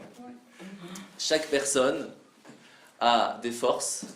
L'âme aussi a une force. Sauf qu'on a 2 âmes en nous. Pour vous dire très facilement et très facile à comprendre, on a le bon penchant et on a le mauvais penchant. Sauf que ça, c'est pas des âmes, ce sont des penchants. Ce qu'on a à l'intérieur de nous, c'est 2 âmes. Une âme animale et une âme spirituelle. L'âme animale, elle vient et te dit, moi je veux vivre comme un animal. J'ai faim, j'ai besoin de manger. J'ai soif, je bois. J'ai sommeil, je dors. J'ai envie de ça, je fais. J'ai envie d'avoir de plaisir, je prends du plaisir. Je veux aller en vacances, je vais en vacances. Ça, c'est l'âme animale. Qu'est-ce qui va faire de différence entre nous et l'animal? En fin de compte, on est comme un animal. Si on fait exactement ça, on est comme un animal. Qu'est-ce qui fait la différence entre nous et l'animal? C'est une autre âme qu'on a en plus, qui s'appelle l'âme spirituelle, qui va nous donner une raison pour laquelle on va faire ces choses. Pourquoi je mange? Pour avoir des forces pour faire des bonnes actions, pour pouvoir travailler, pour pouvoir amener la nourriture à mes enfants, etc., etc. Donc il y a plusieurs niveaux après dans la spiritualité. Ça peut être manger pour avoir des forces pour aller à la synagogue, ça peut être manger un peu avant la prière pour avoir la possibilité de prier comme il le faut. Donc, aller dormir pour avoir le lendemain de la force d'aller à la synagogue le samedi matin. Donc on a, la différence va se faire dans l'âme spirituelle. Parce que l'âme animale, c'est classique, c'est tous la même. On n'a aucune différence là-dedans. Mais pourquoi l'appeler âme? Le mot âme réserve uniquement la spiritualité. Ce que vous appelez âme animale, c'est Oui. l'instinct. Non, c'est une C'est âme. simplement l'instinct de vivre. c'est Mais tout. alors voilà, là c'est une très très bonne question. Alors je vais vous poser une petite question très simple. Imaginez que vous êtes fatigué, vous allez dormir. D'accord? Qu'est-ce qui se repose? C'est le corps ou c'est l'âme? C'est le corps. C'est le corps. Alors on va faire différent. Vous allez vous installer dans votre lit, sans dormir, mais le corps ne va pas bouger d'une seule once. Vraiment, il ne va pas bouger du tout, simplement vous restez réveillé. Est-ce que le corps sera rétabli à la fin de la journée? Non, Comment c'est possible? Pourtant il n'a pas bougé. il n'a pas dormi. Qu'est-ce que ça veut dire dormi? Mais Le notre corps n'a pas instinct- bougé, il notre s'est instinct- reposé. Notre instinct, et pas notre âme, notre instinct nous pousse à dormir pour protéger notre organisme. Et l'âme. Mais moi, qu'est-ce je- qui se je passe, me dis- qu'est-ce qui se passe quand on dort? Le corps ne bouge pas, et si on reste sans bouger, le corps ne bouge pas non plus. L'âme quitte le corps. Fait- C'est comme une voiture qui roule ou qui reste à l'arrêt. là. Non, Qui non, va arrêter. Non, c'est pas la même chose. Dans le sommeil, Non, pas du tout. Pas du tout. l'âme quitte le corps. Il y a une bénédiction le matin qui dit Merci à Dieu que tu m'as rendu mon qui homme. m'a rendu mon âme au Manishta, réveil. Manishta, ouais. Non, Non, moderne. pas modèle, modèle, il est pas bien. Modéani, ouais. Alors, À je vais... ce moment-là, on s'aperçoit que l'âme a quitté le corps et est revenue. Oui, mais Après là, le ça sommeil. ne fait qu'une âme, c'est l'âme spirituelle, ça. Alors je vais Et on expliquer. parle que de ça, alors ça ne compte pas. Non, c'est. Je vais expliquer, c'est des très très bonnes questions. Je vais expliquer. Comment ça fonctionne? Quand on va dormir, en fait, son âme spirituelle va monter en haut et va raconter à Dieu tout ce qu'on a fait dans la journée. Parce que lui, il ne le savait pas. Il sait, mais c'est pas la même chose qu'on passe en jugement. D'accord. On passe en jugement tous les soirs, on va dormir, on passe en jugement. Le lendemain, dans la nuit, juste avant de se réveiller, Dieu va choisir est-ce que ça vaut le coup qu'on revienne ou pas. Donc quand on se lève le matin, on dit merci à Dieu que tu m'as donné mon âme parce que j'ai été jugé d'avoir encore une possibilité de faire mieux. Donc on lui dit merci. Vous imaginez que tous les matins, c'est ça qu'on dit. Hein. C'est pas si facile à vivre. En fin de compte, l'âme, qu'est-ce qu'elle fait quand elle monte? Elle se connecte avec Dieu, elle se charge et elle reprend des forces. C'est pour cela qu'on est fort, on est tout bien comme il faut quand on dort. Pourquoi? Parce que de la même façon qu'on peut pas connecter un chargeur super fort sur un petit téléphone, sinon ça explose. La même chose, l'âme ne peut pas se connecter à Dieu si elle est encore attachée au corps. Parce que Dieu est trop fort pour être connectée en direct avec Dieu. L'âme doit se reposer. Pour qu'elle puisse se reposer, elle doit se connecter avec Dieu. Donc elle doit monter et pas rester dans le corps. Donc elle doit se déconnecter du corps et c'est ça le sommeil. C'est pour cela qu'arrive aussi des fois l'apnée du sommeil. C'est quoi? C'est quand l'âme, elle sort du corps tellement qu'elle n'est plus connectée avec le corps. Et à ce moment-là, il faut qu'elle revienne et c'est difficile. Et donc, le corps n'arrive pas à se reposer parce qu'en fait, c'est l'âme qui n'arrive pas à se reposer. Elle n'arrive pas à monter. Elle voit que le corps va partir, alors elle revient. Et elle repart et elle revient, ça ne va pas. Il y a un truc qui ne va pas. C'est ça, c'est l'apnée du sommeil. Donc, quand elle arrive à se connecter avec Dieu, mais qu'une partie, elle se recharge et elle revient, c'est comme ça que ça fonctionne, que le lendemain matin, on est au top. Mais le corps, ce n'est pas le corps qui se repose. On peut laisser le corps se reposer comme ça, et ça suffit. C'est l'âme qui a besoin de repos. L'âme, il y en a deux. Une qui est plus animale, une qui est plus spirituelle. Qu'est-ce que ça nous change de savoir ça? En fin de compte,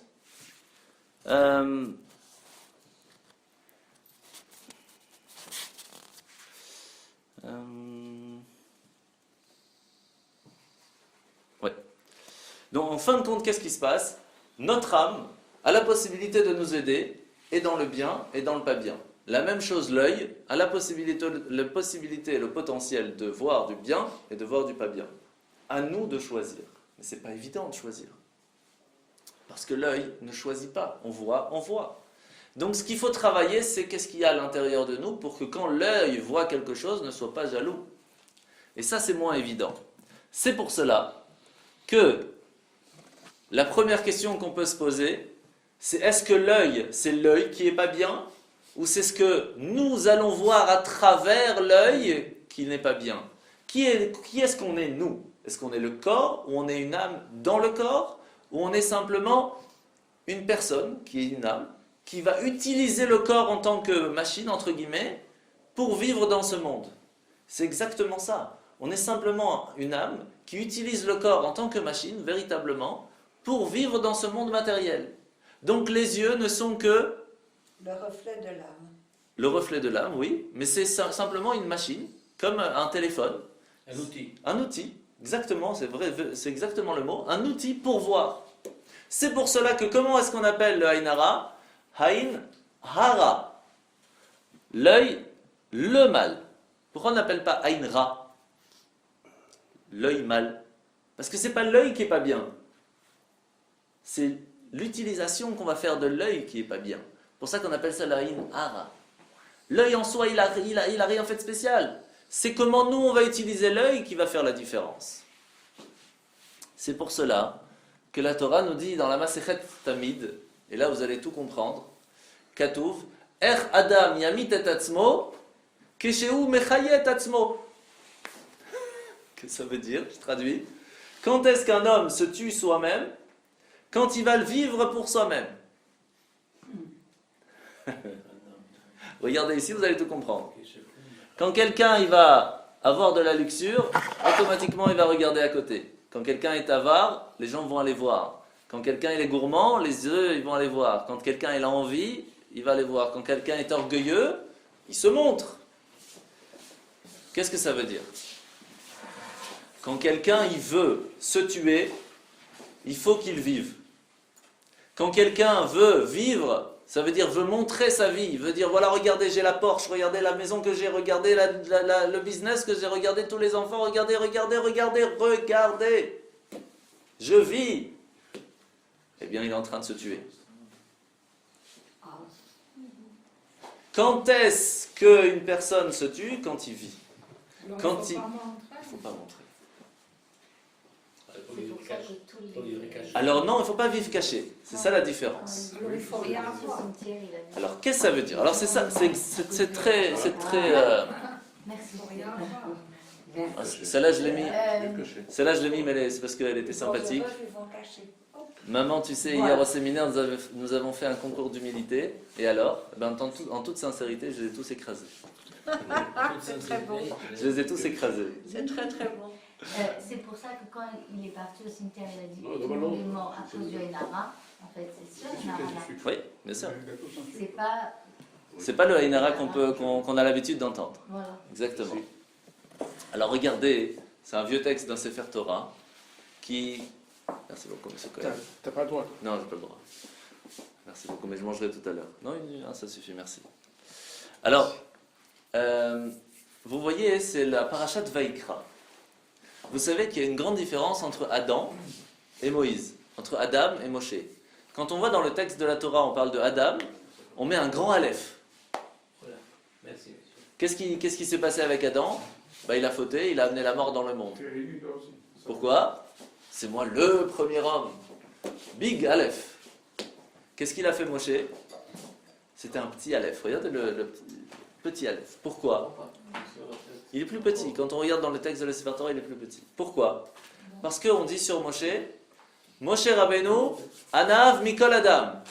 C'était l'homme le plus modeste de toute l'humanité entière. Pourquoi? Vous savez ce qu'il disait tout le temps? Quand Dieu il lui a dit, viens, c'est toi qui vas sortir le peuple d'Égypte, il dit, qui je suis moi? Envoie quelqu'un d'autre de mieux que moi. Et Dieu lui dit, mais t'inquiète pas, si je t'ai créé, c'est que je t'ai donné le potentiel d'y arriver. Le petit but. Non, il avait une force d'humilité dans une phrase. Il disait que toujours comme ça. Il disait, si Dieu avait donné le même potentiel à quelqu'un d'autre, il aurait sûrement fait mieux que moi. C'est pas évident. Hein. Et pourtant, quand on y réfléchit, la plus grande humilité, c'est ça. Parce que celui qui dit, ouais, tu sais, moi je suis humble, je suis modeste, je dis rien et tout, mais en fait je suis très fort.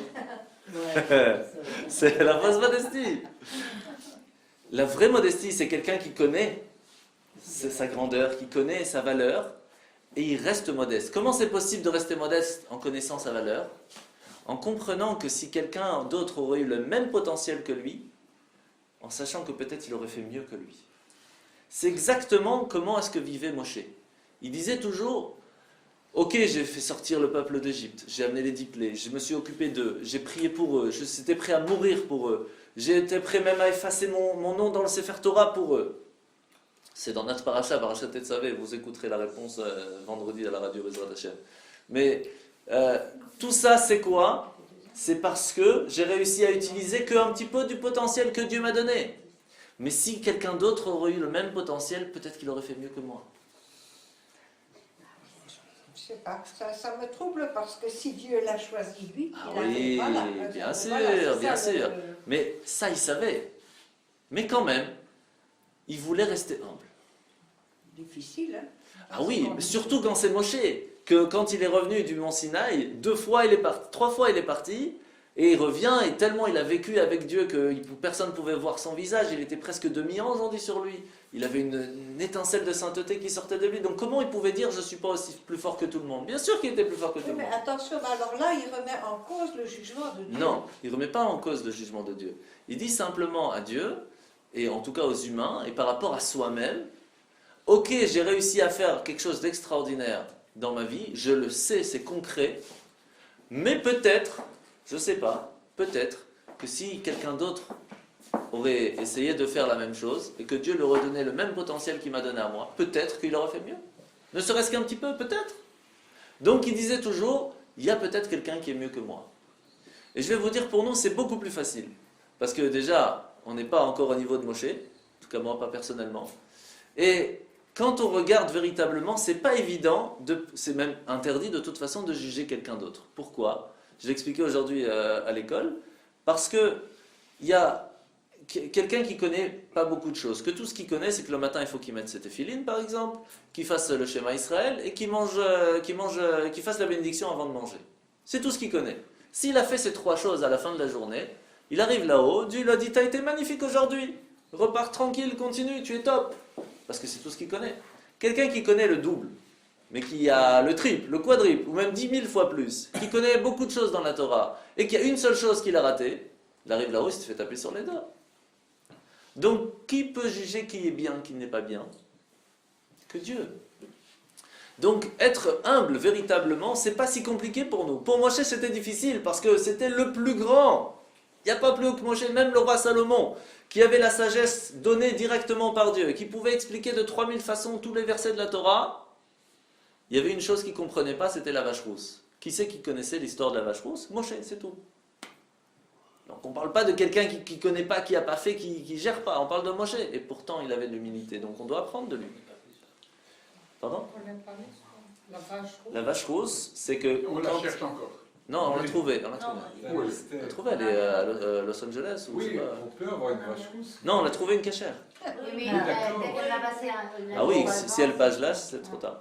En fait, il y a une impureté qui existe quand on touche un homme ou une femme qui est morte. C'est l'impureté de la mort. Cette impureté ne peut partir que si on prend de la cendre de la vache rousse et qu'on la jette sur la personne. Pourquoi? Alors il y a des explications. Il y a d'autres cas où on utilise la... Oui, non, mais je parle de la classique. Hein. Les cas d'adultère. Oui.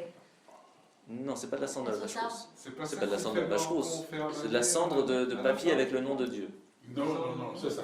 C'est là, Oui. on écrit le nom de Dieu, Ouais. on brûle ce Si elle papier et gonfle, alors, on le met Oui, dans je l'eau. croyais que c'était la vache rousse. Non, je crois pas, non. Non, non, Non, je non, crois pas. pas, non, non. Non. Non, c'est justement le fait qu'on efface. Si on efface le nom de Dieu, je crois pas que c'est la vache Oui, rousse. on dilue le papier avec l'encre dans l'eau et dans le boire, la Ouais. pauvre. Et si elle est dérangée, ça, elle va mourir alors qu'elle n'a rien fait peut-être. Continue, ça m'intéresse. Donc la vache rousse, Mais oui. il y a beaucoup de choses à apprendre, mais on fera d'autres, ne vous inquiétez pas. Ah, faut pas mélanger, hein. Attention, faut pas mélanger, hein. On mélange, Mais on il y a mélange. encore d'autres cas pour la vache rousse. Il y a d'autres, Mais non, mais je rentre pas dans le on détail arrive, parce que c'est on déjà arrive. compliqué, je donne la base du classique. C'est ce qu'a dit Coël. Plein de choses. Qui accroît ses connaissances, augmente sa douleur. Exactement, Ah oui. exactement. Hein? Tout à fait, tout à fait. Mais de l'autre côté, celui qui n'accroît pas ses C'est connaissances... sage, ce monsieur Cohen, hein, dis donc, hein. Pardon? Oui, M. Cohen, c'est un kiff de parler avec lui. Sage, c'est- hein. Moi, Ah, dites-le à ma femme. Mais elle a entendu, je l'ai dit 2 fois, vous inquiétez pas. D'accord.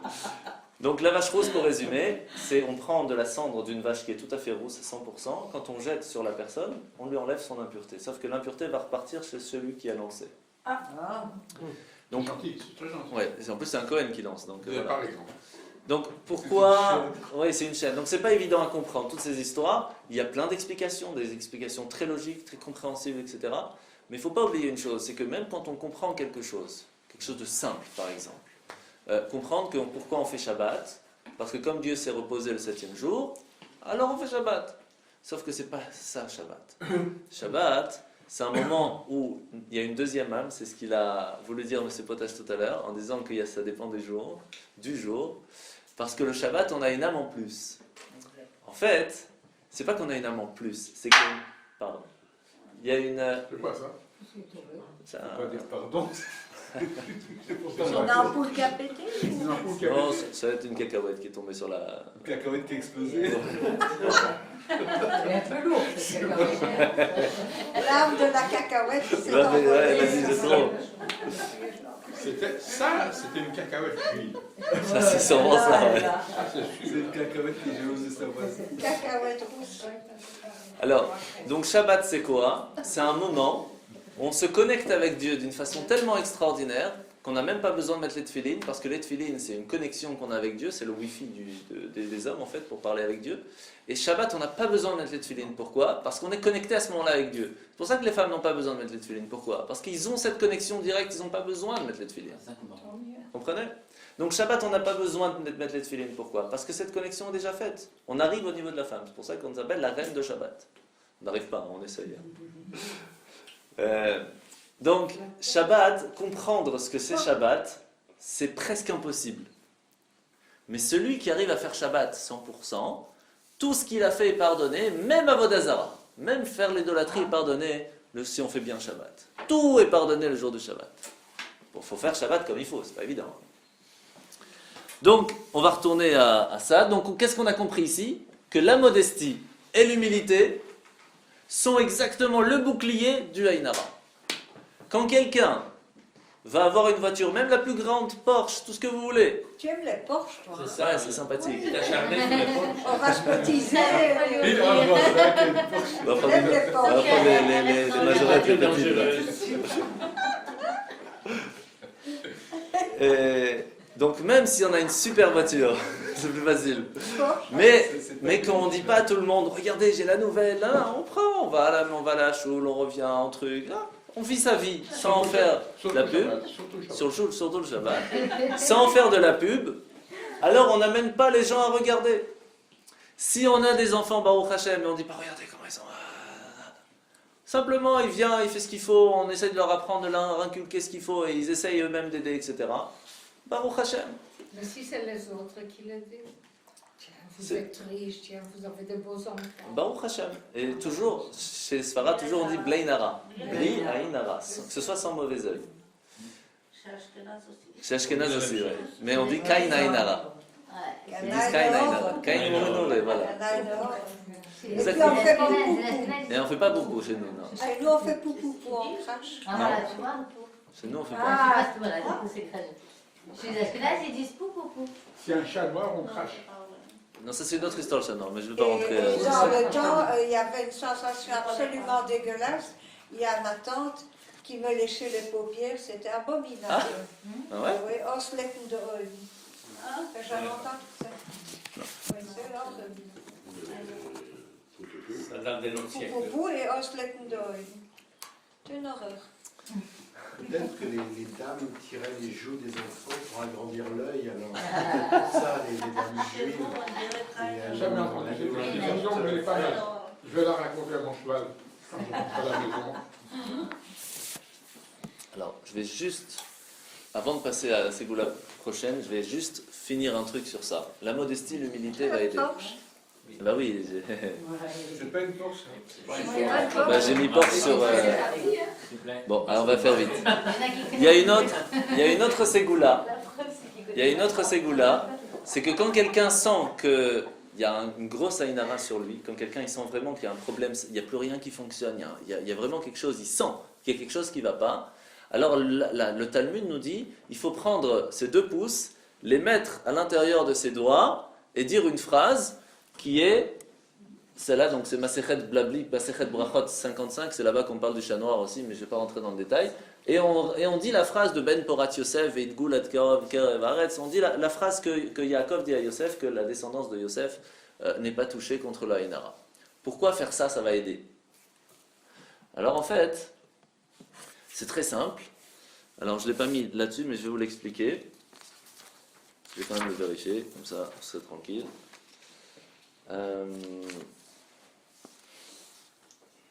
Voilà. En fait, on a dans les 4 doigts, on a 3 phalanges. Plus la main, ça fait 3 fois 4, ça fait 12. Plus la main, ça fait 13. Phalange, c'est ça. Vous voyez, ça c'est une phalange, ça c'est une deuxième phalange, ça c'est une troisième phalange. Donc il y en a 3 à chaque fois. Sauf le pouce. 3 fois 4. Phallangine et phalangette. Et le pouce n'a que 2 phalanges. Là, il y en a que 2. Phalange, phallangine et phalangette. Voilà. Non, c'est bon. Et Donc, 3 sœurs jumelles.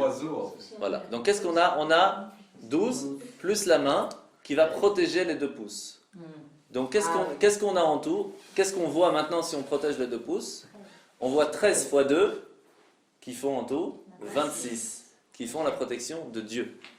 Donc Dieu, c'est ce qui nous protège du Aïn Hara. Donc quand on fait comme ça et qu'on dit voilà, je suis de la tribu de Yosef qui va nous protéger du Aïn Hara, on est protégé du Aïn Hara. Je répète encore une fois que tout ça, c'est la même histoire que le fil rouge, etc. C'est une ségoula, mais qui nous rappelle à une chose, c'est que tout ça, c'est pourquoi? Pour nous rappeler une chose, c'est qu'il faut se connecter à Dieu pour être protégé du Aïn Hara. Tout ça, quand on fait ça, c'est pourquoi? Pour se dire, je suis avec Dieu. Et comme Dieu est avec moi, le Aïn Hara ne peut pas me toucher. C'est ça qu'on dit. D'accord? Par exemple, qu'est-ce qu'on doit dire à ce moment-là? Alors, il y a plusieurs prières. La plus connue, c'est Ben Porat Yosef, Ben Porat Alain. Il y a celle de Va'ani tefilati lecha Hashem et ratzon, celle qu'on dit le samedi après-midi, Va'ani tefilati lecha Hashem et ratzon, Elokim berachas decha. C'est chez Sfarad, on chante comme ça. Chez Chabad, on le dit qu'une fois. Chez Sfarad, on dit 2 fois. Pourquoi? Bonne question. Parce qu'il y a peut-être plus à protéger. Mais en tout cas, cette phrase, en tout et pour tout, on va la dire 3 fois dans la journée, surtout du Shabbat. Et quand on l'a dit 3 fois, ça nous protège. Donc si quelqu'un il sent qu'il y a un truc qui ne va pas, son business ne fonctionne pas, c'est en disant cette phrase, Va'ani tefilati, je prie maintenant pour toi, aide-moi, je ne rentre pas dans le détail de la traduction, ça nous protège aussi du Aïn Hara, du mauvais œil. Pourquoi Yosef spécialement? Yosef, c'est la valeur numérique de 156. Kin'a, c'est la jalousie, c'est exactement la même chose. La valeur numérique, c'est 156. Donc quand quelqu'un est jaloux contre nous, on dit Ben Porat Yosef. Je suis de la descendance de Yosef. Donc en fin de compte, qu'est-ce qui fait que le mauvais œil arrive à toucher la famille, la voiture, la maison, etc. C'est l'orgueil. Tant qu'on est modeste, il y a un bouclier. Tant qu'on est humble, il y a un bouclier. Tant qu'on ne montre pas à tout le monde, on a un bouclier. Donc en fin de compte, qui c'est qui amène la Inara? C'est pas celui qui est jaloux. C'est nous-mêmes. Si nous, on montre aux autres ce qu'on a, alors si lui est jaloux, alors ça rentre. Mais si nous, on ne montre pas spécialement, qu'est-ce que ça veut dire pas montrer? C'est pas qu'on ne va pas montrer, on peut très bien montrer ce qu'on a, mais on n'en fait pas la pub, on ne dit pas regarde ce que j'ai, t'as vu et tout.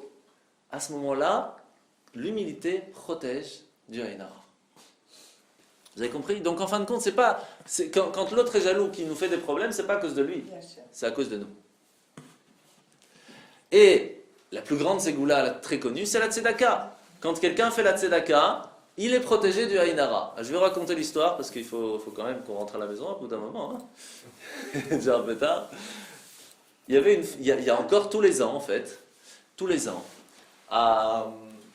en Israël, il y a un très très grand riche, un milliardaire, qui a l'habitude de passer chez les SDF juifs, tous les ans, une semaine avant Pessah. Il donne 3000 shekels à une quinzaine de personnes là-bas.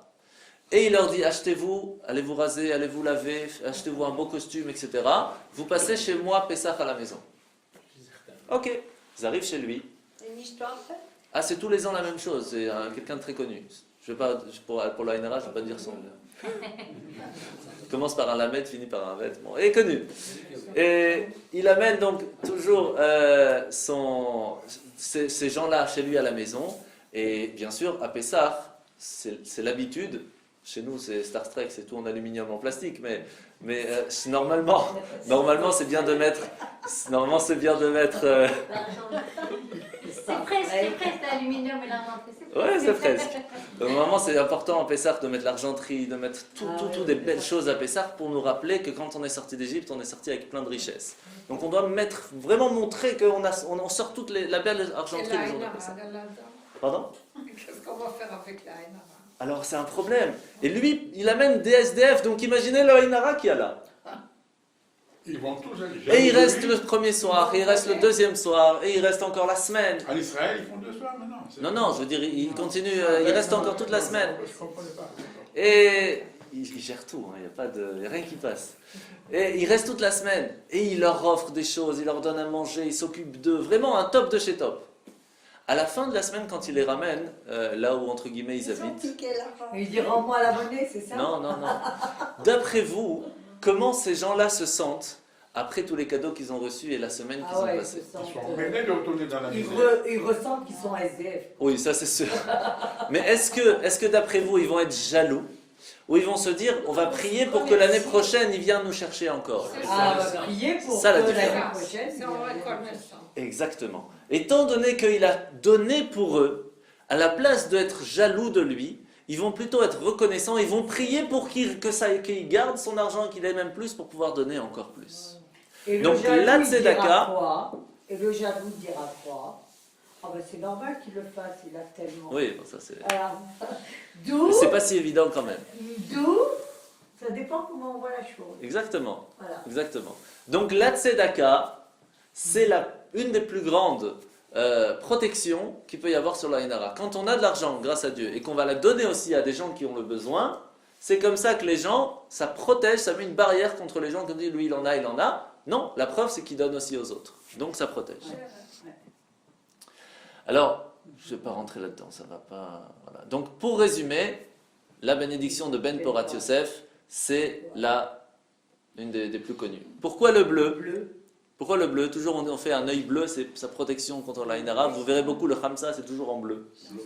C'est dans la tour. Oui, c'est dans la Kabbalah, c'est expliqué. Vous mettrez un fil bleu. Ça c'est encore autre chose, mais C'est pas le même pigment. c'est pas le même pigment, non. En fait, c'est tout simple. C'est L'atmosphère céleste, je ne parle pas d'atmosphère ici, mais ça a un rapport. L'atmosphère spirituelle qui protège les ondes négatives qui peuvent venir dans ce monde s'appelle le Tsalmavet et qui est de couleur bleue. Et c'est pour cela que le bleu rappelle ce Tsalmavet qui protège aujourd'hui de Ainara. Mais ce n'est pas le bleu, encore une fois, qui protège, c'est la protection divine qui protège. Et c'est pas le rouge. Donc. C'est pas le... La couleur rouge, C'est pas le rouge, non. C'est pas blanc. Non, c'est pas le rouge. Et Alors, pourquoi ils donnent au côté d'un fil rouge? ça c'est simplement parce que dans la Kabbalah, il y a un moment, c'est écrit que le fil rouge protège. Mais c'est un peu comme le nœud, j'ai expliqué ça. C'est pour nous rappeler d'être toujours connectés avec Dieu. Alors ça, je vais en parler très rapidement, je ne veux pas rentrer dedans. C'est le plomb. En fait, il y a un désenvoûtement très connu dans les textes qui explique que quand on prend du plomb et qu'on met sur la personne en disant des formules kabbalistiques, etc., quand le plomb après va redevenir en plomb, ça devient des yeux. Ils le font beaucoup en Israël et c'est véritable. Mais je ne voulais pas vous montrer la vidéo, c'est ce que j'ai parlé au début, de comment on fait ça, c'est très spécial. Et tant qu'on refait cette histoire de plomb avec les formules et que les yeux sont toujours là, on continue jusqu'à que quand les yeux ne sont plus là, alors c'est bon, le Ainara est parti.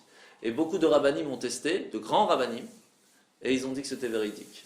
Donc, je ne rentre pas dans l'histoire. Ok? Pour finir, ouais, c'est pour ça que je ne veux pas rentrer dans l'histoire. Pour finir, la Masechet dans une grotte Moshe, il nous dit une phrase simple, c'est écrit dans le Talmud, très simple. Man de lo kapid baade. Celui qui n'y fait pas attention à Ainara, le Ainara ne fait pas attention à lui. Donc il faut l'ignorer. Alors il faut l'ignorer. Alors attention, on ne parle pas de quelqu'un qui dit ça n'existe pas. La preuve, on a vu que ça existe. Même Yaakov faisait attention à ses enfants, etc. Donc ça existe. Mais il ne faut pas en faire une histoire. Qu'est-ce que ça veut dire? que la véritable protection, c'est quand on fait la Torah. À partir du moment où on se dit, il veut être jaloux, le cas de jaloux. Moi je fais ce que je dois faire et je gère mon histoire avec Dieu. C'est avec Dieu que je gère pas avec les humains. On se met au-dessus du Ainara. Je ne parle pas du Ainara, moi. Je ne m'occupe pas de la jalousie des gens. Moi je travaille avec Dieu.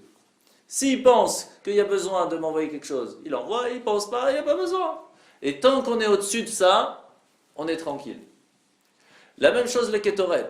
Vous vous rappelez, on a parlé déjà plusieurs fois des kétoret. C'est quoi l'histoire des kétoret? C'est la seule chose qui peut réussir à vaincre même la mort.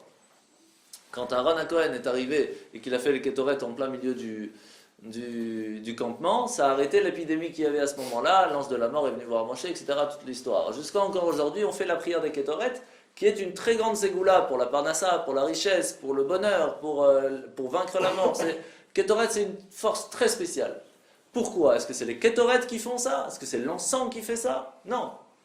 C'est pas la senteur qui fait ça. C'est le cœur qu'on va mettre au texte. C'est le cœur qu'on va mettre à la parole qu'on va donner à Dieu. C'est quelle prière ça? Kétoret, pitou maktoret. Mais c'est moi tout. Sido, Non. à la fin de la prière du matin. Ah, Tous les matins. Pour résumer, la véritable protection contre le Ainara, c'est quoi? Qu'est-ce qu'on a expliqué?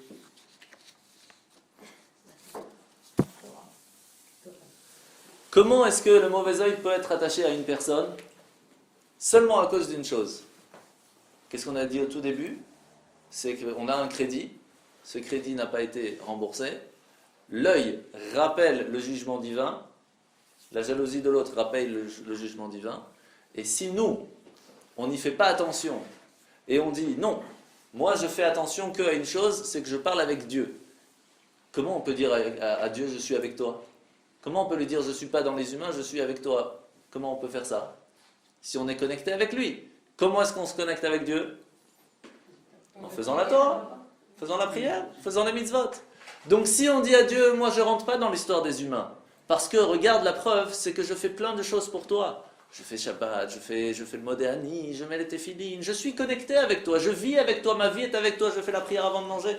Toute ma vie est englobée de toi. Donc la jalousie de l'autre ne peut pas me toucher. Donc la véritable protection, c'est pas le khamsa, c'est pas le fil rouge, c'est pas tout ce qu'on a vu. c'est la connexion. C'est tout ça, c'est des choses pour nous rappeler comment est-ce que Dieu va nous protéger si nous on est connectés avec lui. Donc la véritable protection du Ainara, du mauvais œil, de la jalousie des autres, c'est l'humilité et de ne pas montrer trop aux autres, mais deux, toujours le faire dans la Torah et des mitzvot. Quand on a une connexion avec Dieu qui est forte, on est tranquille, parce que Dieu nous protège, et à ce moment-là, le Ainara ne peut pas nous toucher. Ça, c'est en fin de compte le plus important. Donc le bouclier véritable, c'est la Torah. Quand on étudie la Torah dans une maison, ça amène une protection extraordinaire pour toute la famille qui s'y trouve. Et c'est pour cela qu'on remercie beaucoup Monsieur et Madame Cohen et qu'on lui donne la Birkat Habayit, la bénédiction. Elle est à l'envers. Je n'ai pas trouvé l'endroit. C'est intéressant ce que tu racontes, c'est très intéressant.